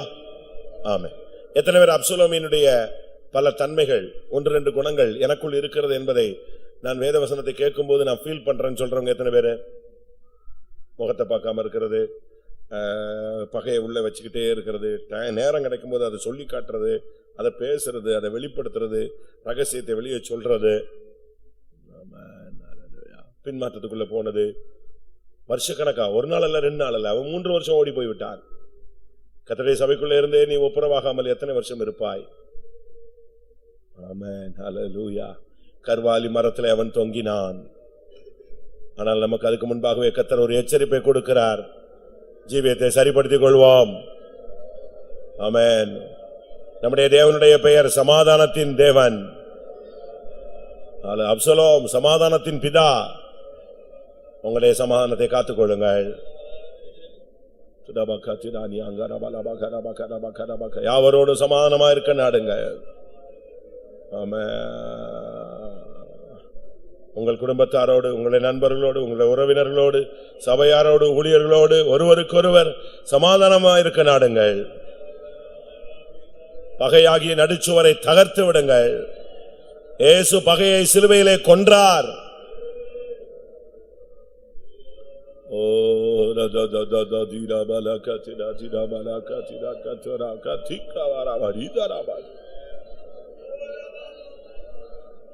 Hallelujah.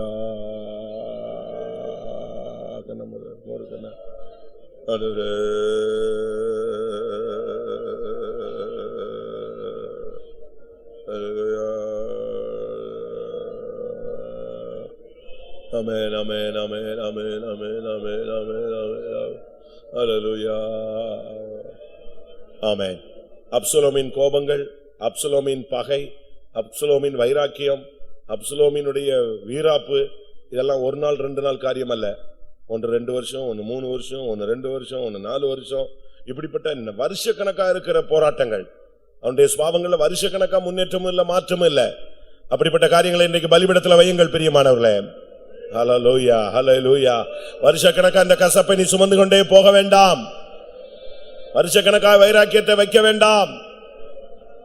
ஓ, இன்றோடு இந்த வல்லமை முடிவுக்கு வரட்டும்.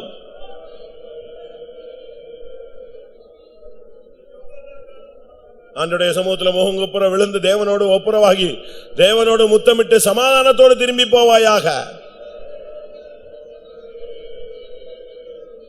ஓ ரபரபரி பிலபரபரி பிரிபிரி பிலபரி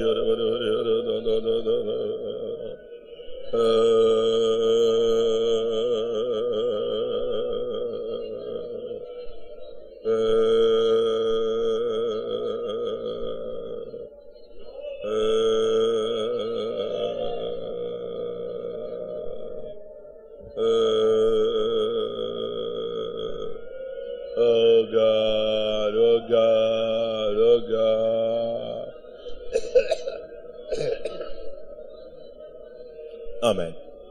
அப்சலோமினுடைய சில தாக்குதல்கள், தாக்கம் எனக்குள்ளும் இருக்கிறதை நான் வேத வசனத்தில் உணர்கிறேன் என்று சொல்லுகிறவர்கள் எழும்பி அறிக்கையிடலாம். அறிக்கை சம்பிரதாயம் அல்ல பிரியமானவர்களே. அறிக்கை என்பது தேவனுடைய முறைமை, அது ஒரு கட்டளை. வேத வசனத்தில் ஆதாரங்கள் இருக்கிறது. அவர்கள் எழும்பி நின்று அறிக்கையிட்டார்கள். தங்கள் நிலையிலே மணிக்கணக்காய் நின்றார்கள். நம்மெல்லாம் 2 நிமிஷம் தான் சொல்றோம். ஆனா தேவனுடைய ஜனங்கள் நிலையிலே நின்று தங்களுடைய நிலையிலேயே எவ்வளவோ மணிக்கணக்காய் நின்றார்கள். ஆமென். வாயை திறங்க சொல்லுங்க. ஆண்டவரே, எனக்குள்ள இருக்கிற அப்சலோமை இன்றைக்கு நீர் வெளியே கொண்டு வந்திருக்கிறீர். அவனை பலிபீடத்துல வைக்கிறேன். வருஷக்கணக்கா பகைகளும், வருஷக்கணக்காய் கோபங்களும், வருஷக்கணக்காய் வீராப்புகளும், வருஷக்கணக்காய் முகத்தை பார்க்காத தன்மையை மன்னியோம்.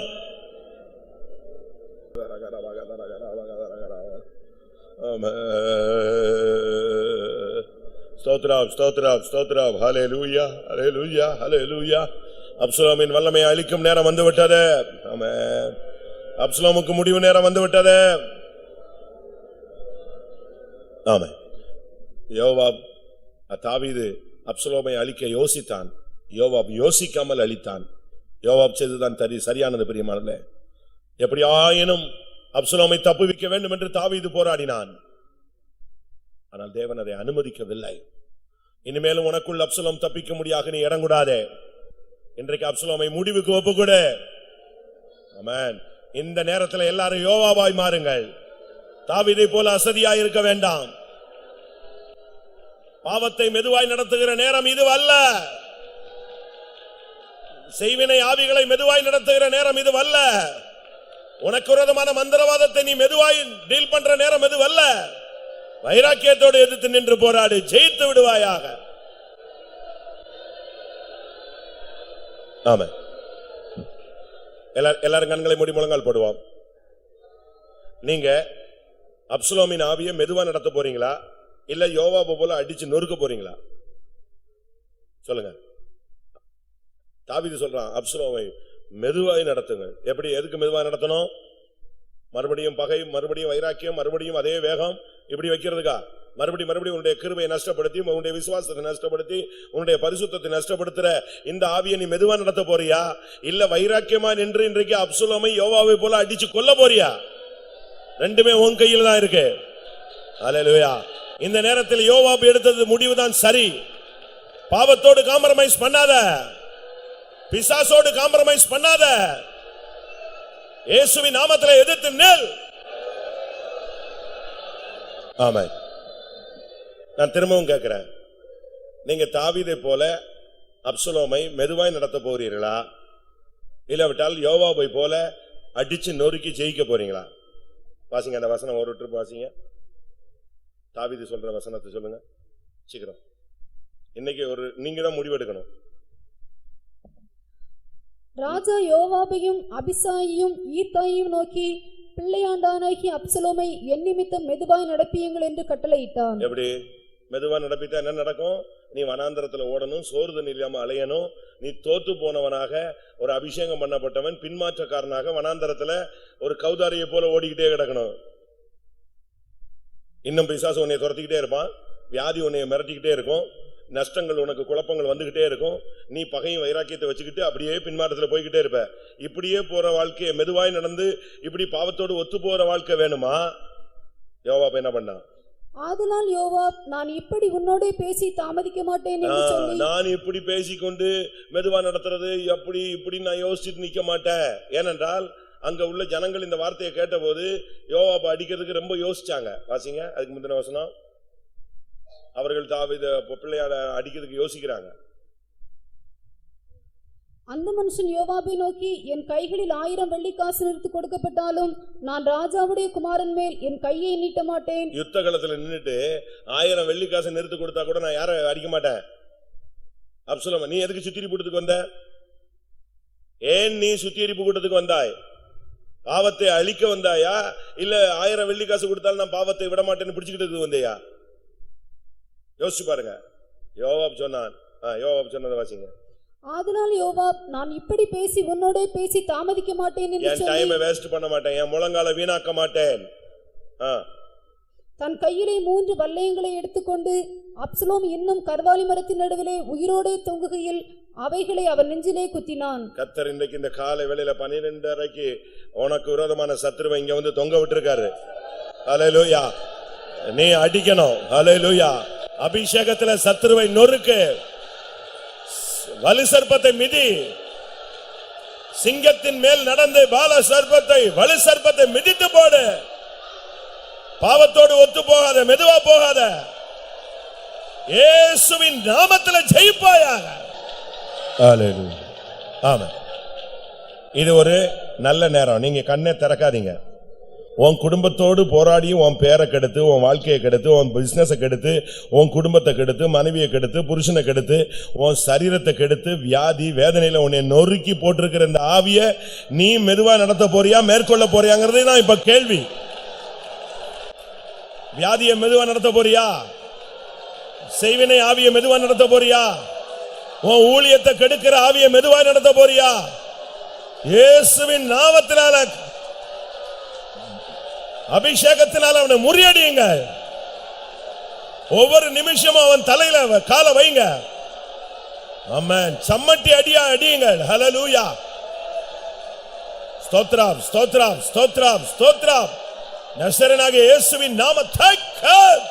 ஹல்லேலூயா, ஹல்லேலூயா, ஹல்லேலூயா, ஹல்லேலூயா, ஹல்லேலூயா. ஹரபகர பகர பகத்ரமானியா. Amen, amen, amen, amen, amen, amen. Hurabakara bakara hatana mania. Alabakara bakathina thina thina man. Stotram, stotram, stotram, stotram.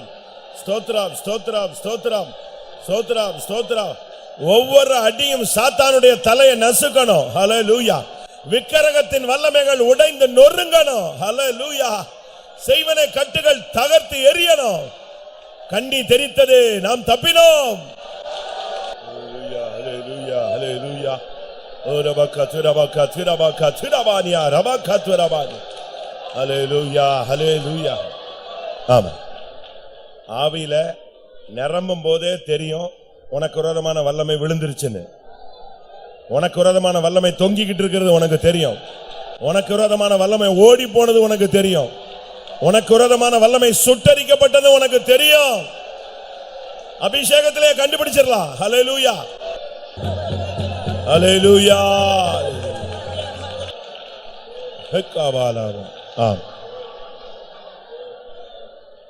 இந்த கால வேளையில் இந்த கூட்டத்தை கர்த்தர் பொறுப்படுத்தி நடத்தினார். அதற்காக ஸ்தோத்திரம் பண்ணுவோம்.